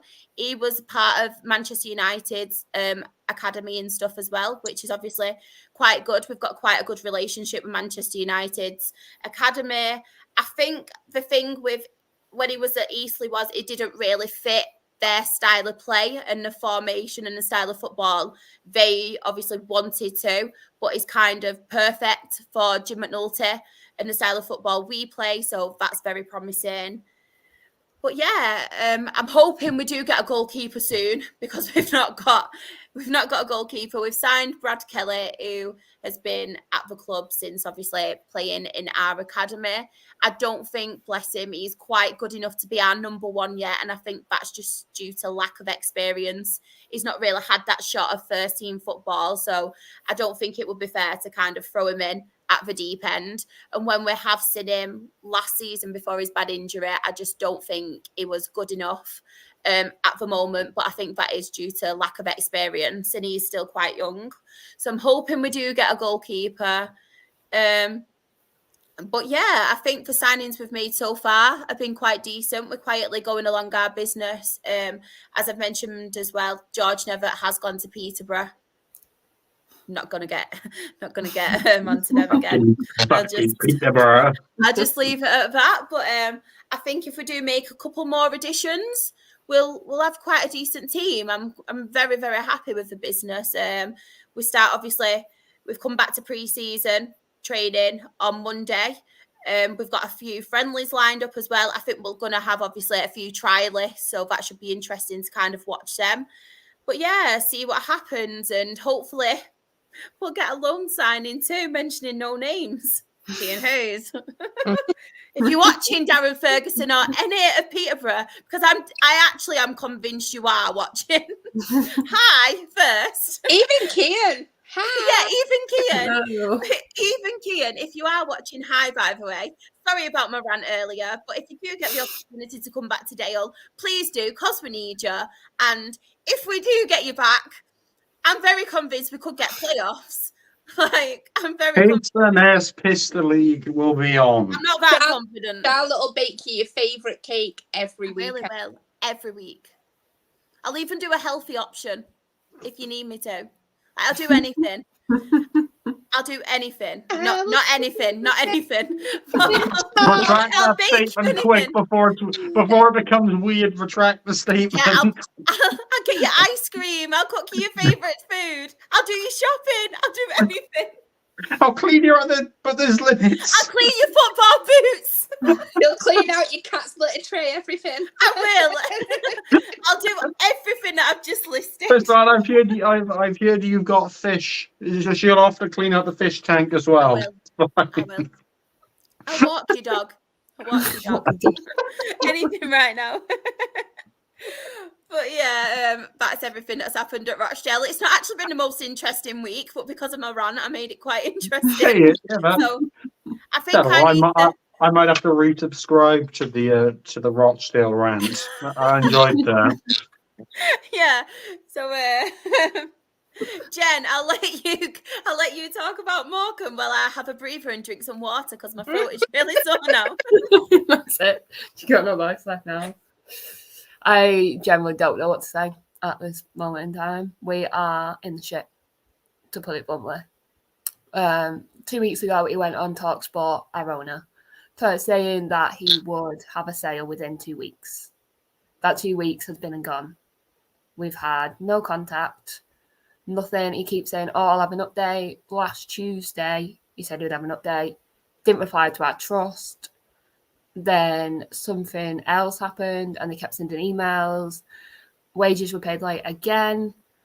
It feels like it's a never-ending saga at this minute. It just feels like there's no communication from him. There's nothing there. The trust have literally had to come out and say any credible buyers have to contact the trust now because he obviously can't be trusted with anything. Like, he doesn't have access to the accounts at the club because he literally will just take the money out and run away with it. It's as simple as that. We haven't signed any players. And we start pre-season on Saturday. We have had images of players training at our college. Now, some of them look like they are coming back, but we have lost some key players. JJ McKinnon, who was probably our best player last season, has gone to Lincoln on a 4-year deal. And you can't argue with that because we can only offer like 1-year deals at the minute, and that's it. And then obviously Rawson, our amazing captain, has gone to Accrington Stanley, which just makes it even worse because that's one of your rivals. Yeah. And we're going to have to see him at some point next season. So I just feel like we're in a bit of a shit spot at the minute. It feels a lot worse than last season because even last season we still had signings coming in. But I think the signing saga is due down to the transfer embargo because every player we want to sign will have to go through the EFL before we can actually announce them. The 3 that we announced after the season ended had been done 4 months before the season ended. So it's like, how long are we going to have to wait to sign players? Are we even going to have a team to field for pre-season? Like, it's generally terrifying as a Morecambe fan at the minute to see where your club is and where it's going because it feels like the end is coming and he's not helping in the slightest by not talking to the fans. The fans are getting really, really annoyed at him now to the point of people aren't going to want to renew season tickets because they don't know what the team is. Are we going to have a team? Like, it's generally terrifying. I just don't know how people like him can come into a club and ruin it. Because for us, this club is a community. The whole community is around this club. And it feels like it's a never-ending saga. My partner does the graphics for Morecambe and he doesn't get paid for it because he literally cannot afford to pay him. And he'd love to do it as a full-time job, but we can't do that until we get an owner. And it just feels like it's never ending. And all we want is someone to come and buy the club and then be able to sign players and keep players that we love. Because every year it seems to be rebuild after rebuild after rebuild. It's not just keep a player, or we can offer him a contract, because we can't. There's literally like 5 players, including 2 academies that are currently signed to us because we literally can't sign players under this transfer embargo. And this transfer embargo makes it worse because for loan deals, we can't even sign players on loan deals for a year. It has to be a month to month. Well, I think it has to be something like 6 months. It can't be a full year. So it feels like we're in a bit of a shit spot. And I generally don't know how we're going to get out of this unless we sell, or worst comes to worst, we go into administration. And that is the only way out for us, I think. I don't think he is willing to sell this club or trying to sell this club as much as he says he is, because I think that he'd be talking to the fans and helping us out and communicating with the fans. Like, the trust have emailed him countless times and he hasn't replied until they've put a statement out online or the board have said something, and suddenly he's out there contacting them. It just doesn't make sense. There needs to be more communication from his side to our side. At the end of the day, he just needs to sell and someone to buy us, and then we can just forget about it and move on. Yeah. It does seem from an outside point of view like because when we played you earlier in the season, there was like a bit of a buzz, like, and I mean away, so a long time ago, there was a bit of a buzz because everyone thought that you were going to get a new owner, and then that all went quiet. And it seems like it's not necessarily buyers pulling out, it's the owner that's getting in the way of everything. And it's clearly not fit to own a football club. Like you say, like Morecambe is such a community club. It's like a centre point of a community, somewhere that people go. And it's like a little family, I suppose, isn't it?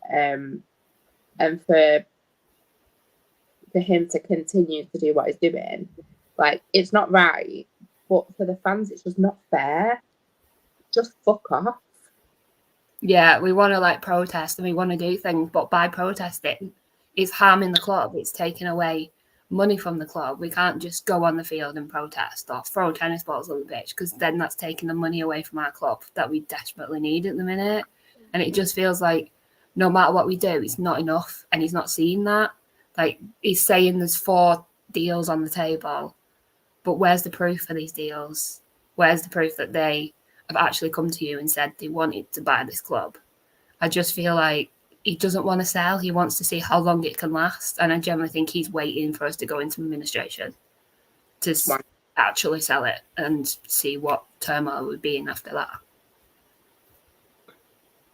I've said this many times, and you know, we've talked about so many owners and what they've done to football clubs, especially, you know, last season with all the clubs that were mentioned. The fact that one person can ruin a club for, you know, thousands of people. It's not like Morecambe have a small fan base that, you know, and all this other stuff. It's always been a club that has been well backed and well followed, and like you said, it's a community club. So the fact that this one guy who, you know, like, let's be fair, to be able to afford a football club, you know, he has money. He definitely has enough money to sell this club for, if it is a reduced price or whatnot. I'd imagine, I believe when I talked to you about it a little while ago, you mentioned that he's not sold because he's valuing the club too high, but surely he can afford to just drop the price to a reasonable bit where he can move on and continue with his own ventures, and Morecambe can be completely fine without that worry, because you go to football to just enjoy the game. You shouldn't have to worry about, is your club going to exist this time next year? Because that's the sad reality of it with these kind of owners.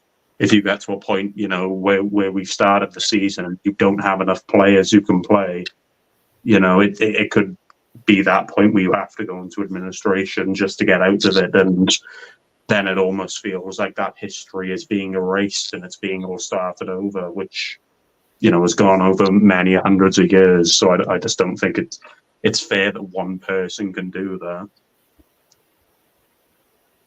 I think it's just awful. Like, you just don't know what you're walking into when you go into that football stadium at the minute. Like, it's wild that we've got Derek Adams back, which a lot of fans are thinking something must be going on behind the scenes, because before he left, he said that the issue with the ownership is the main reason he left, because he didn't feel like he had enough backing. So is there something going on behind the scenes that we don't know about? But I feel like the board are trying their best. There's only a small group of people that are literally in that board and in that team behind the scenes, and they are trying their best to get this sale done. And it's just difficult as fans now, because we literally have a game on Saturday and we don't know who we're fielding at this point. It's literally that bad. I think the only thing that I can maybe say as a little bit of reassurance is that I've watched my team go through similar. I've watched my team go through administration. Shah's watched her team going through the mill recently. And I just hope that it gives you a bit of hope that things can get better, because, like, I've been at that rock bottom part where you just think there's no way that your club's going to continue. But it can get better, and I just really hope for our lovely Jen's sake and all the other Morecambe fans that it does get better and sooner rather than later. and that absolute parasite fucks off.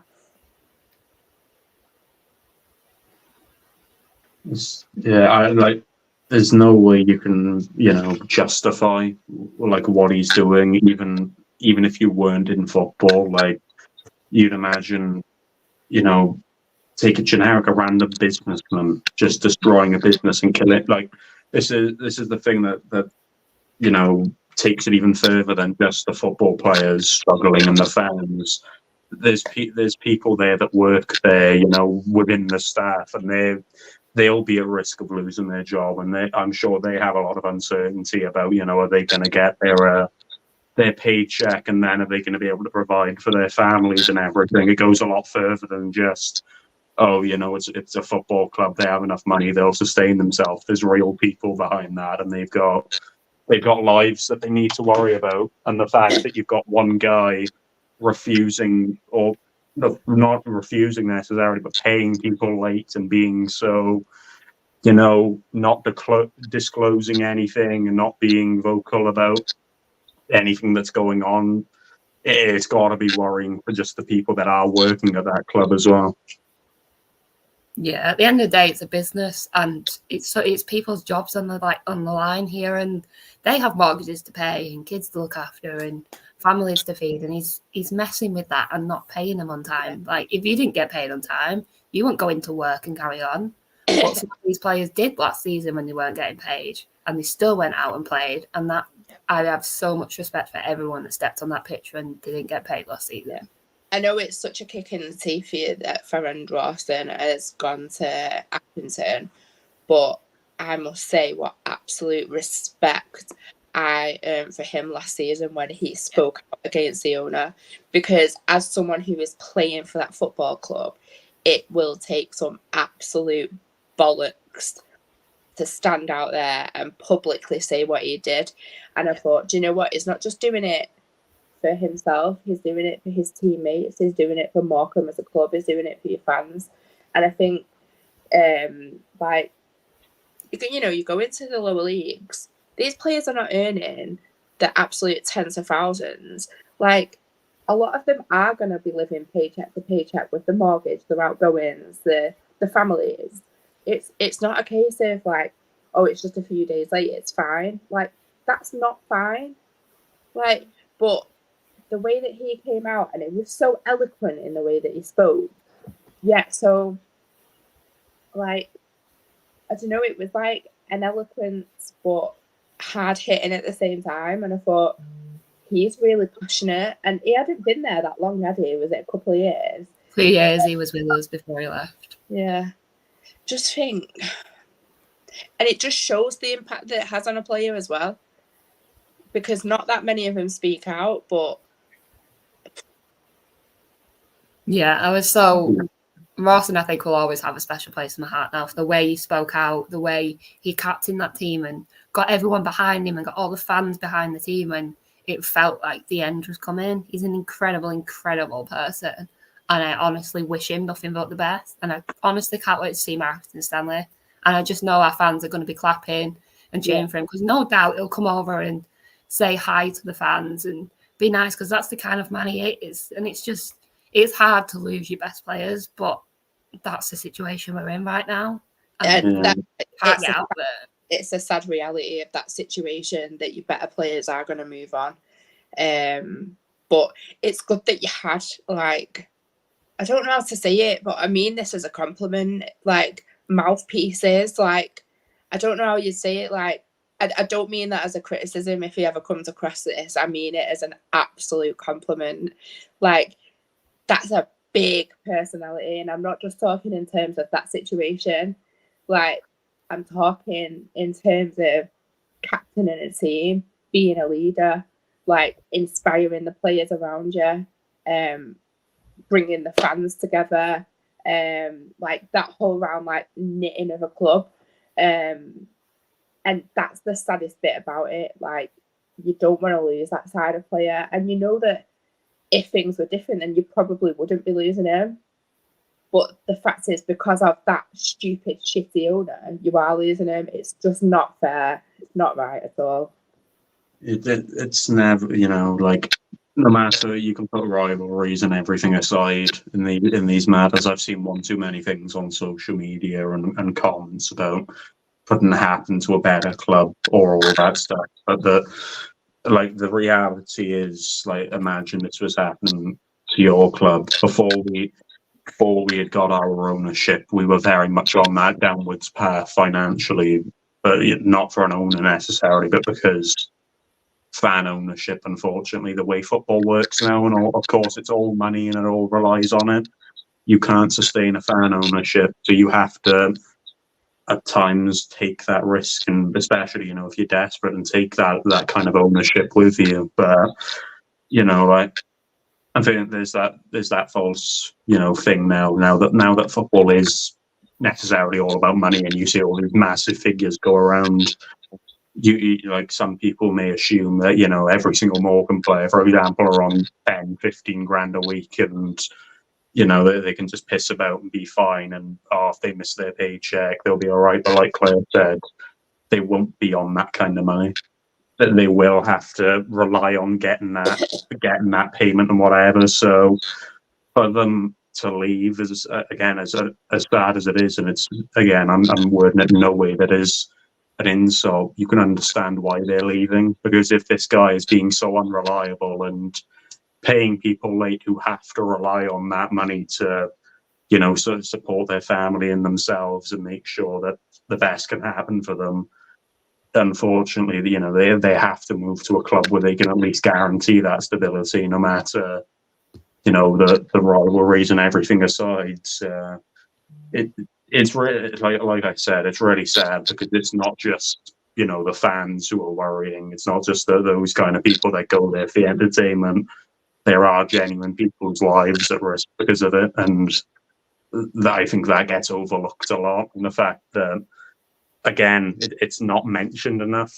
What's happening at Morecambe barely gets that coverage it deserves, because they're a little club and it won't get clicks. Like that's the kind of thing that a lot of people will go. But the second a Premier League side will go under financial struggles, as they put it, it's pasted everywhere.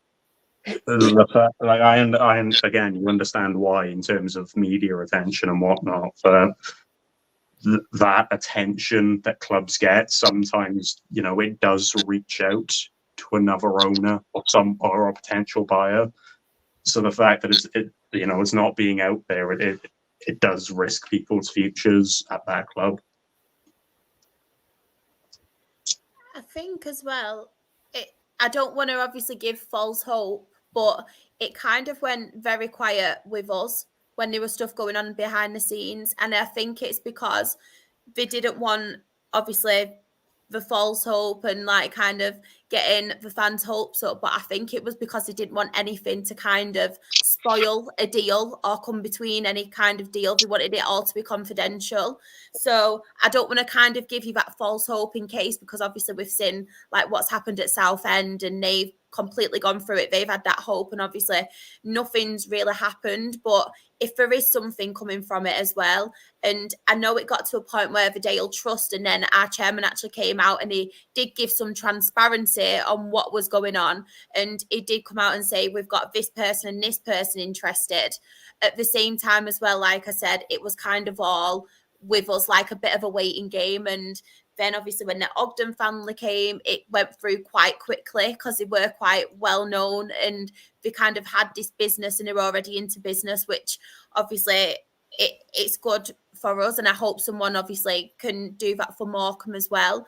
But as much as it is frustrating, if things are going on behind the scenes, I think it's just obviously going to be a waiting game. And hopefully, like I said, they've just not gave that kind of transparency as of yet because they don't want to kind of do that with obviously things going on behind the scenes. That's what I'm hoping, because we were very much like, what's going on, because you do get like that, because it's just, you don't want to see anything happening to your club, because at the end of the day, it's not just football, it's life. And I say it every time, you can just go to football, you can turn off for that 90 minutes, 2 hours, however long you're there for, and you don't have to think about reality.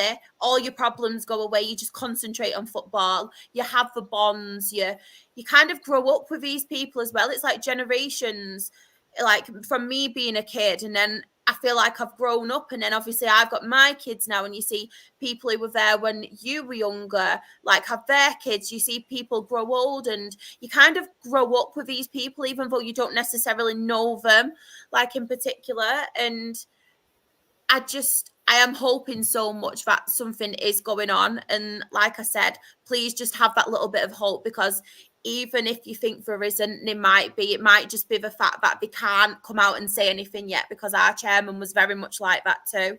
And he was like, and something is, it kind of wanted to hint at it, but not say it in case anything did happen, and because he couldn't say anything. So hopefully, fingers crossed. Because it makes me so sad. Like, it really, really does. Yeah, it's just irritating and annoying, because you want someone to come in and buy your club, and this person's just sat in the background ruining your club, and you're thinking, why are you here? Why are you still doing it to the first person? Fuck off, basically. Yeah, I suppose that the extra worry is as well, and this can be one or two things. It can turn out positive or negative if you want to look at it that way. But the fact that the season's just over a month from kicking off, it could mean that it either means that you will know 100% what this owner's intentions are, because if he has that basic human decency to sell the club and allow everyone to move on, you'll know quickly. But if he's quite literally looking at it in a money way and he wants the club in administration, it'll be 5-6 weeks more of this, and then all of a sudden, it becomes that really dark reality that you almost feel there's no way out of it. But within all that basis, that just keep that little bit of hope, because that's all you can really hold on to, which is again really upsetting, because the fact that, like you saw when Reading were protesting, when they protested by running onto the pitch, I believe their club got fined. And within Morecambe's situation, like you mentioned, you can't afford to do that and drain any bit of money that you've got. So it is just as genuinely worrying, and everything it is, it's just that waiting game, and you've got to have that hope just to hold on to it. Yeah, it's difficult because we've been up for sale for 2 years now, and it just feels like it's never ending, and there's never going to be like a light at the end of the tunnel. But then we've always had hope as fans, and we've just got to wait and see what happens. Our board are very, very transparent in speaking to the fans and telling them what's going on. But even they've gone quiet, so everyone's a bit like, what's going on? Is something going on behind the scenes that we don't know about? It's just, I don't know. Fingers crossed. Like we mentioned, it's either good or bad news. They're either quiet because the owner is doing absolutely nothing, or they're quiet for the reason that Shah said, is that they don't want to have any false hope generated, or they don't want anything put out there too early that might, ruin that deal from being taken over the line. It's like with us, right? And this is mental, because I am very glad it happened now, because obviously we've got the Ogden family who obviously have recently come in, and from what they're saying and what they've done so far is very, very promising. But there was actually a deal earlier on, like in the year, that we thought were going through it, that we thought was going to go through. And it was apparently an ex-Rochdale player, and it was someone else involved. And because our fans caught wind of it, they started doing the checks and everything on these people, because obviously we had that anxiety about it with what happened with Morton House before. So everyone were doing like the due diligence and everything on these people. And then it got to a point, because all our fans were slagging off these people before they'd even come in, they actually pulled out of the deal. And that was when then our chairman basically said, when obviously they pulled out and then there was other people interested, that we can't say anything right now because of what's happened, and because obviously previous like people who were interested have pulled out because of all this, and it might be something like that, and they just want to keep everything because obviously I'm really chuffed that happened now with what went on, but at the time and I was like, bloody hell, we're literally, it said it's going to be a month before we go into liquidation. We've potentially found someone, and then our fans have like done that, and it's like, your fans have near enough just went, all right, you fuck off, go away. No, don't even take a step near. But honestly, no, I suppose that hope is that, despite going through all these dark times and all the worries that you're going through now, the hope is, in a year, 2 years time, you'll be looking at this and going, remember when we went through this? Look where we are now. We had this person or these people come in when we needed it, and they had our best interest at heart. Because again, it goes one or two ways. You either see the people that buy these clubs who are struggling and they want to see if they can turn a profit, or you see the people that come into these clubs and they generally have the interest of getting them back on the up. So the hope is, it's that option of someone sees what's going on, and this is why I mentioned, it should be out there more. That's why I meant, because you could potentially see someone, because of how powerful social media is now, someone could see that and go, you know what, we've got money. We may not have been in this experience or this field before, but we know our business works, and we'll do everything to keep our best interest at heart. So that's the hope. Within a year or two's time, you'll look back at this with some form of a smile, going, you know what, we were in this direction, but look where we are now.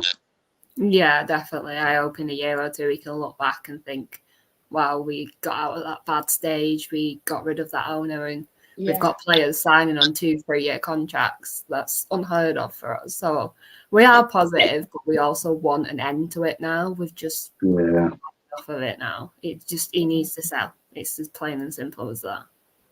Can I just try something as well? Because I know, obviously, I mentioned before about the Peterborough people watching this podcast, and I'm convinced. I think I know where this is going. John Cena, you follow me on Twitter, so if you see this or come across it, Morecambe, please buy them.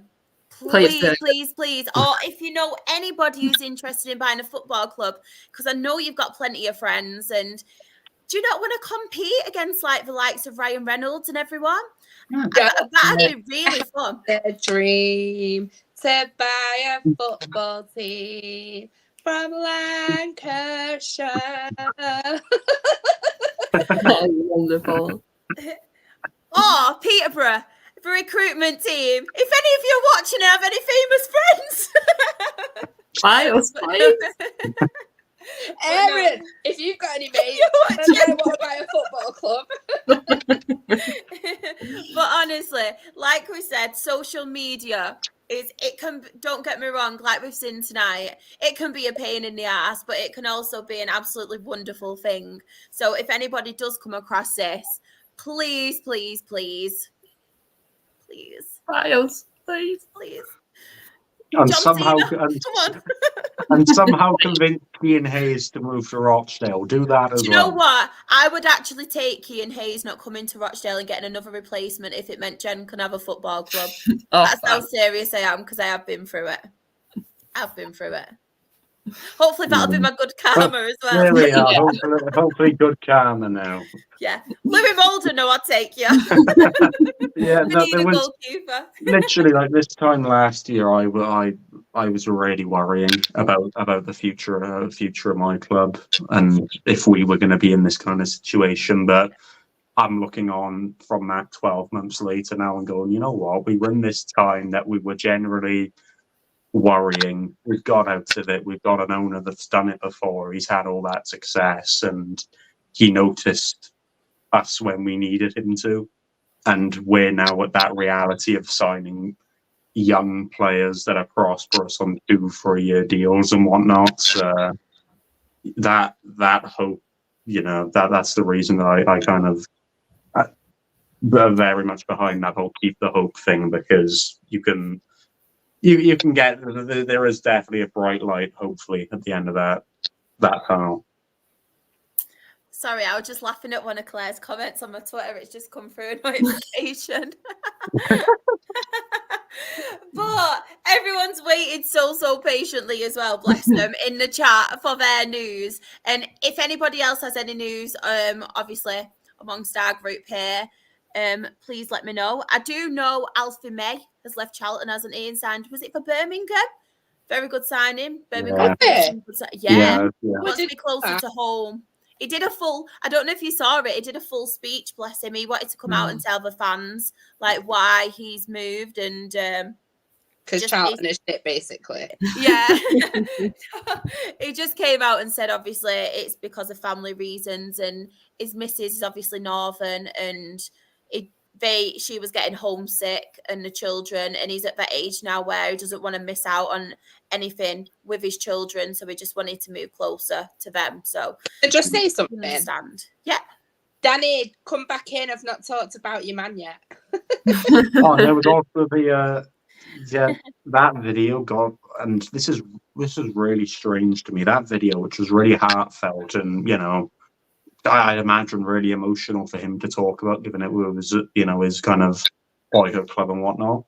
It got a lot of backlash because he only stayed for a year and he didn't perform and whatnot, and he got a lot of shit for it. I was like, hold on, he's come back to this club and where he supported it as a child and whatnot. He's played in front of you, got you out of or helped get you out of what could have been a really tricky situation.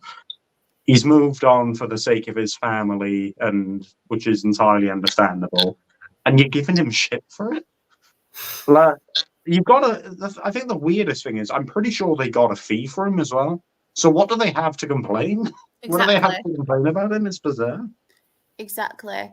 I can't remember it is, Simon, you might know. Didn't one of the Coventry players move to Charlton as well? Weren't Ben Sheaf or anything, was it? No? If it was Ben Sheaf moving to Charlton, I'll be very fucking surprised. No, it weren't him, sorry. It was Yeah, it. I know it. It's Gordon? Gordon? Matty Gordon, yes. I remembered because I remember my one of my friends is a Coventry fan, and I put in the car, like, we were messaging each other, and I messaged Gondon, and he was fuming with me. Oh, funny. Yes, that's it, Matty Gordon. Johnny has put as well that Sheffield United might be taken over. That's. Oh yeah. By who? I know, by who? I saw someone post that this guy, he posted it on TikTok, and I don't know if he has a thing against Sheffield United, but he is convinced that Sheffield United will be in League One come the end of next season. He is convinced on it. He said bottom of the league, nowhere near coming up. Absolute crap. He said that was his review of Sheffield United. No justification of it either. This made me laugh. Ex-Peterborough player. We don't talk about them, Simon. Don't get me started again.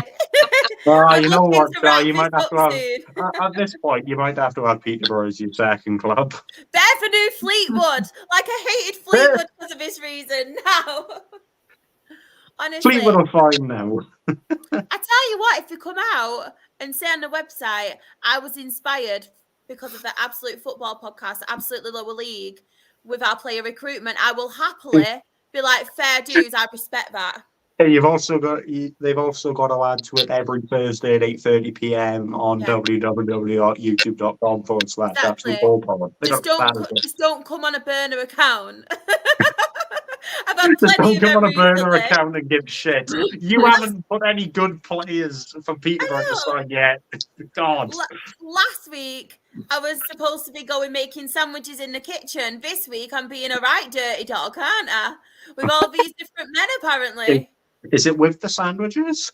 The sandwiches that have some of the. That's why they keep coming back, because I make them a sandwich. Make really good sandwiches.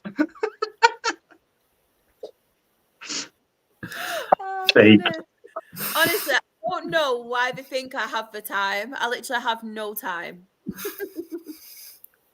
But yeah, Gateshead News to sign 4 players, including an academy on a professional deal. We are getting linked with Tiernan Brooks. Oh, he was our keeper for a little bit last season. Decent keeper, to be fair. He didn't really. It was quite decent at Dale. Like I've said previously, he had a lot of pressure on him because we just obviously Louis Molden left and went on loan to Northampton. So obviously that happened. But yeah, he's quite a steady goalkeeper, to be fair. I thought you were about to do what I did with Ryan Delaney because you went, he's a decent goalkeeper, but, and I was expecting you to go in the next word. Goalkeeper, but he can't keep a clean sheet. Don't make many saves. Let's loads of goals. No, he don't really. I'm only joking. Let loads of goals and his distribution shit and he's crap. Lucas put as well, still need 3 players to sign contracts for next season. Don't even talk to me about that. All of ours who we offer contracts to have either signed now or gone to Peterborough. Yeah. Crawley Town did well going in League One. They did. I've seen that Liam Kelly's obviously signed for MK Dons. I think MK franchise. Yeah. Sorry, everyone. I was about to say wrong name. Johnny's mentioned that they have signed Jamie Shackleton from Leeds. As well, Simon has put, it's finally confirmed that Callum O'Hare is leaving the club. We've also sold Matt Godden, to Charlton, and our assistant manager has left for some reason. Oh, I'm going to also point in Newport News, Harry Charsley's went to Oldham, which I thought he was going to do really well in League Two. So I think he's a class signing for National League net level, where Oldham admittedly finished 10th. Lucas put also forgot to mention Marcus Dianganga has joined Bromley for an undisclosed fee, all in the same day when Ed Francis left for Exeter. I love that. I love him. I think he's such a good player. In the chat as well, Chris has put good evening all. No new signings for Spennymoor. Still no goalkeepers. That's why the Louis Molden thing came in. I get it now. We'll have to ask the manager to sign me up. Ben was also after him as well on last week's podcast. So everyone needs to back off. Everyone. I know. We've got our backup keeper now. Who, Claire, didn't you say you were linked with him last summer? I don't remember. Yeah. Shah. Yeah. Danny's waiting to get back in. Yeah, no problem. I'll just quickly finish this news What off and then we'll talk. I'm told for Norwich. What the fuck? Yeah, Wilfie Zaha in talks with Norwich. And then Luke I has put refuse as to well. believe that. Also, next time we come on the podcast, the National League fixtures will be out and we're bound to have Rochdale on a Tuesday night. Again, another trick on a Tuesday. Oh, could we talk about the fucking Sky thing? The way Sky. Oh, don't even talk about that Sky thing. Yeah, nah. They've already messed us up once. Oh yeah, they proper talked us up. I don't remember. It was Swindon. It's Swindon away. They put us on. Obviously, they put us on Sky on a Tuesday, and they've changed the kickoff to 12:15. I'm filming. Yeah, we had. On a Tuesday. Fleetwood on a Saturday. Yeah, on a Tuesday. Moved to a Monday I night. believe it's on a Tuesday anyway, or they cocked up another one of our Tuesday games. Or saying that, the Swindon games are Saturday. Our game in the Carabao Cup against who are we playing? Leighton, that's the one. We're playing them away, and we've been scheduled for a kickoff, and I believe it's 8:30. because we've been put on Sky on a 8:30 on a Tuesday. I know our game against Barnsley away on a Saturday has been moved to 7:45, and you can't get a train home. It's literally ridiculous. Yeah, I'm assuming with the Swindon thing, because I'm gonna have to be up at usually Swindon's an easy away day for me to get to, but I'm gonna have to be up at 5 a.m. to get there in time to kick off. I'm gonna be fuming. The really annoying thing about it for me is, clubs benefit financially from being put on TV, but it's disadvantaging the actual fans, not the supporters, the fans that go week in, week out to watch their football team. It's messing people about. They need to have a little bit of thought for those people who follow the team across the country and spend a lot of money to do it. they're making some away trips. People are going to have to get hotels if they want to go. It's increasing the amount people have to spend to follow the football team. We're in a cost of living crisis. Football is already expensive enough as it is. They need to think about people that go to the football and not their own pockets. I question as well, how much does it actually benefit the clubs? Because you think about it this way, it'll be every single club that get this money now. Ergo, that money, it won't benefit from club to club necessarily, because everyone will have the same bloody amount anyway. But I question, and this isn't even I question it, you'll imagine now, it'll put a lot of actual people who may not go to every game, but go to a good few away trips and all this stuff. It'll put them off going to games because they'll have to spend all this money on hotels because of stupid kickoff times, or they'll just go, you know what, it's more convenient for me to watch it on Sky. So I actually don't think it'll benefit clubs too much, because I feel it might lower the attendances of grounds quite significantly, especially with these games. Like, I saw Grimsby play against Notts County on a Tuesday night, and they don't kick off until 8:15. Like some of the fixtures and some of the things that they've done, just great for TV and whatnot. They've absolutely ruined it for the actual people who want to go to matches. There you go. Bunch of shite and Sky. Just messaged me and said, why are you sitting with a bottle of Pepsi Max on your head? And if you're in real life, why did I clock on to a bottle being on the back of your head? I think that's the thing I'm concerned with more. Johnny has mentioned as well that Ollie McBurney is in talks with Swansea. He can come back to Newport if he wants. I wouldn't mind it too much. Danny, talk to us about Northampton. Hello, I'm back. Hi. Like rolling subs tonight. Guess who's Sorry, back again. He went to fuck, and then he went to fuck off, and now he's back. What do you want me to do? Sorry, I missed the question. Talk about Northampton, whatever you like. What we've done. It took us a long time to sign anyone, but we've been waiting, and we got 3 in this week, which has been lovely. James Wilson was the first one. I'm going to say former Man United rather than former Port Vale, because it sounds better. He's kind of been around a while. He's had injuries quite a lot the last couple of seasons, but he's one of these where you think if you can get the most out of him, you can do well. Got a goalkeeper from AFC Wimbledon. I've forgotten his name already. He's a tall guy though, 6'5". So that should. Is he the guy that did stupidly well and was one of the best performing keepers in League 2 last season? I think maybe the season before, because I don't think he played that much last season. Okay. No, I know they had they had a keeper last season who performed really well, and I believe he's went to a League 1 club, but I can't remember where he's left to. Yeah, I think he might have been on loan with them last season, that one, but we've got the other one who got pushed out. But I think he's really back up to us. But then Callum Morton coming today, who basically almost single-handedly got us promoted in the COVID season, scored loads of goals in the kind of second half of the season on loan to us. He went away. He went to Slugland in Peterborough for a little bit, but we'll have to forgive him that. He's gone to a couple of other places. He's been at Salford, but it just hasn't been working for him there. He went to Forest Green on loan last season. He scored a couple of goals, but I think it's one of them where you kind of hope for, it looks on paper, you're getting a loan from a League 2 club to a League 1 club. It doesn't look the best, but having known, I think a lot of things that make a little bit of difference sometimes is the atmosphere, and somebody will walk into a club and knows the kit man, or he'll know everybody around it. He'll know what the shirt feels like. He knows the stadium and all that kind of stuff.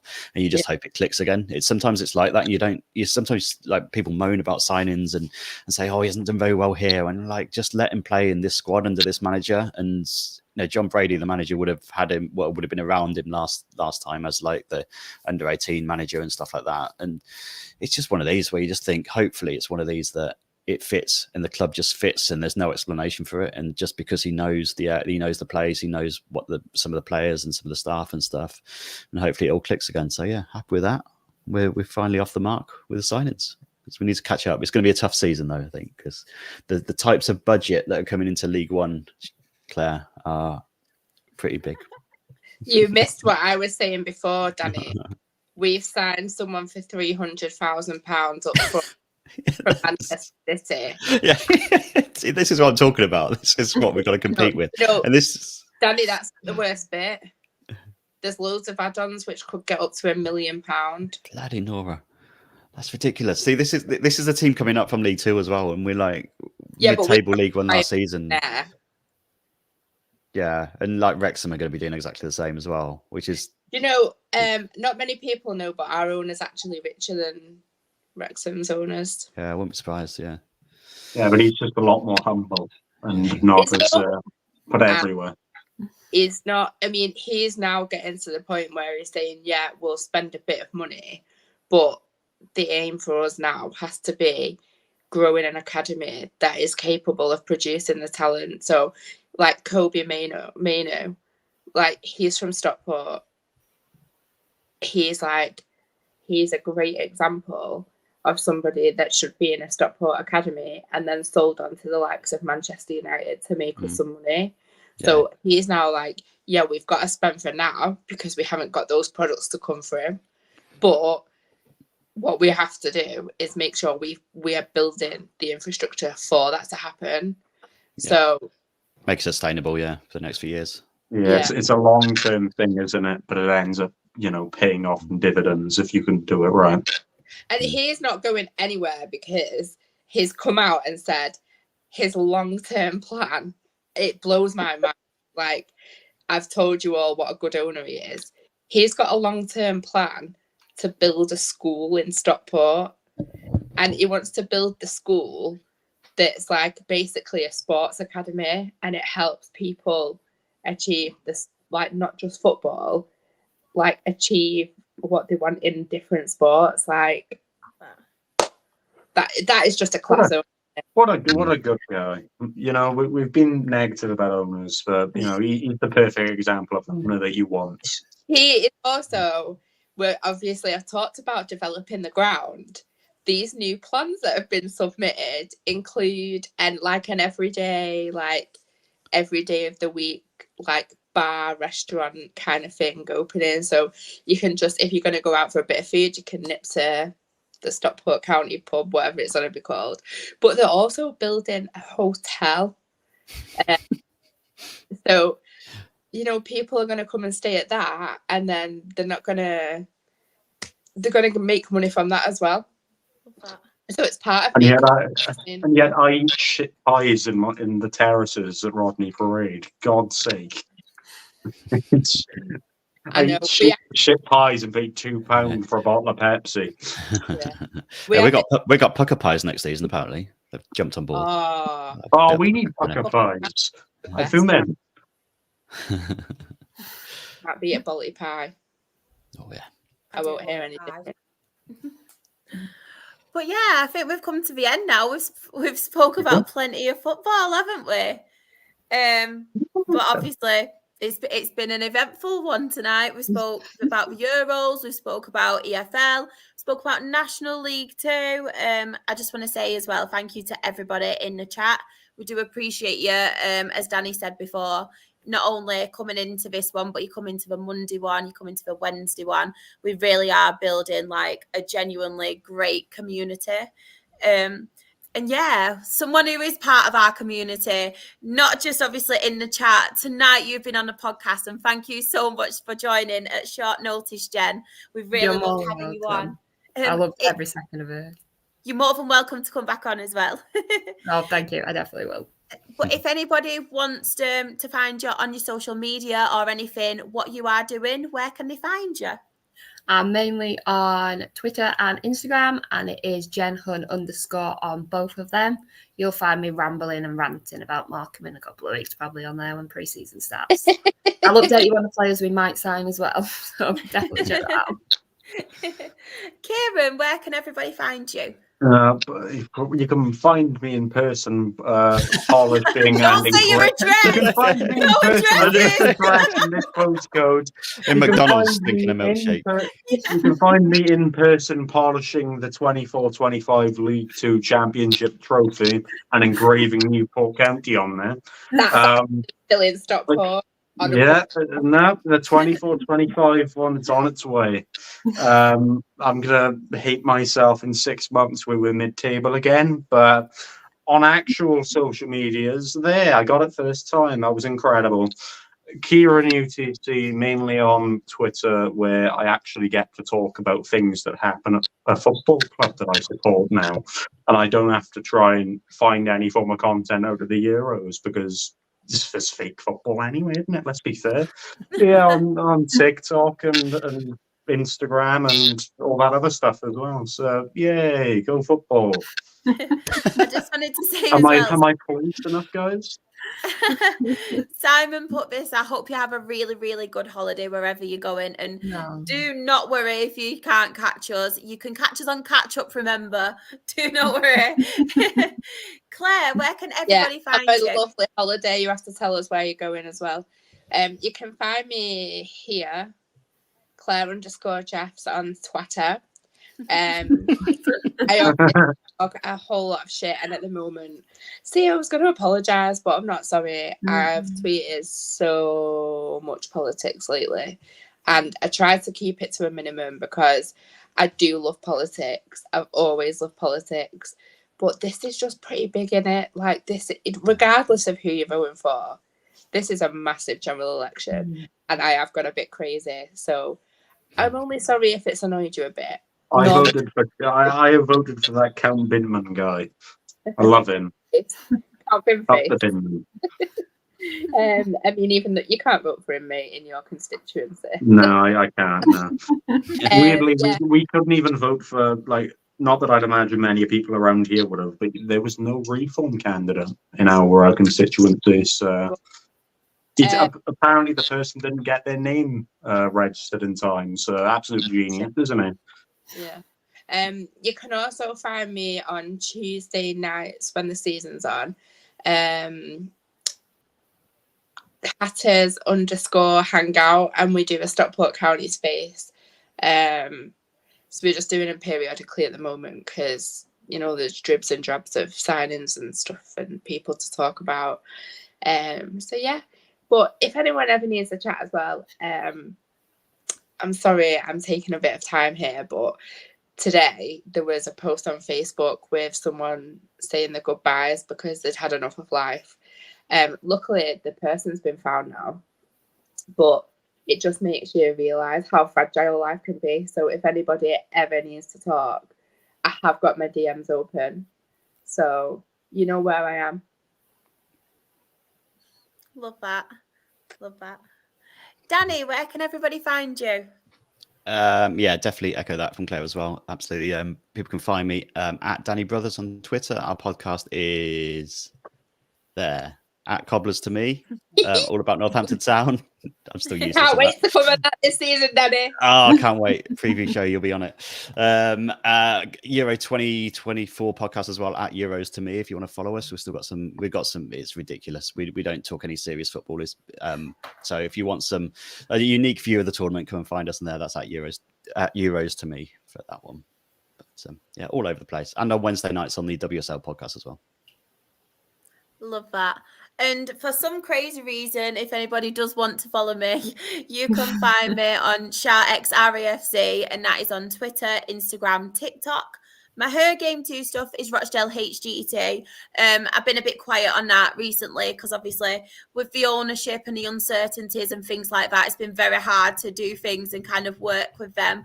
But hopefully this season it will be a lot more positive. And of course, the main ones. So we are the Absolute Football Podcast. On Twitter, we are Absolute Ball Pod.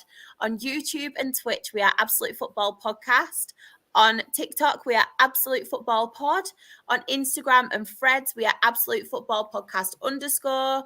On Facebook, we are the Absolute Football Podcast. It's a bit mix and matched at the minute with obviously not much football to talk about and the Euros. But on a Monday, it is usually our Premier League and European show. On Wednesdays is our WSL and Women's Championship show. Please check that out if you haven't. Honestly, such a great show, and obviously it's really knowledgeable. The people on there are amazing as well, so please do. And then obviously our Thursday show is Absolutely Lower League, where we do cover the EFL Championship, League One, League Two, National League, and from this season now we are covering the National League North and South, which we are very excited to cover because I know not a lot of people give them the coverage that they do deserve. So I'm really excited. And we obviously have Ben on now as well. We love Ben. So yeah, thank you so much to everybody as well, as I mentioned before, who join us, not just today, on every other show. It wouldn't be the same without you. We appreciate your kind messages, your support, and yeah, just be nice, everyone. Because as Claire said, you never know what people are dealing with in life. They may put on a front. They just post on social media what they want you to see. Maybe they are masking things. You do not know. So just be kind because, yeah. And if you don't want to be kind, do it as yourself. Don't come in as anonymous. So Ben, we can fight you. Exactly. But I hope you all have a lovely weekend, and it's coming home. It's going home.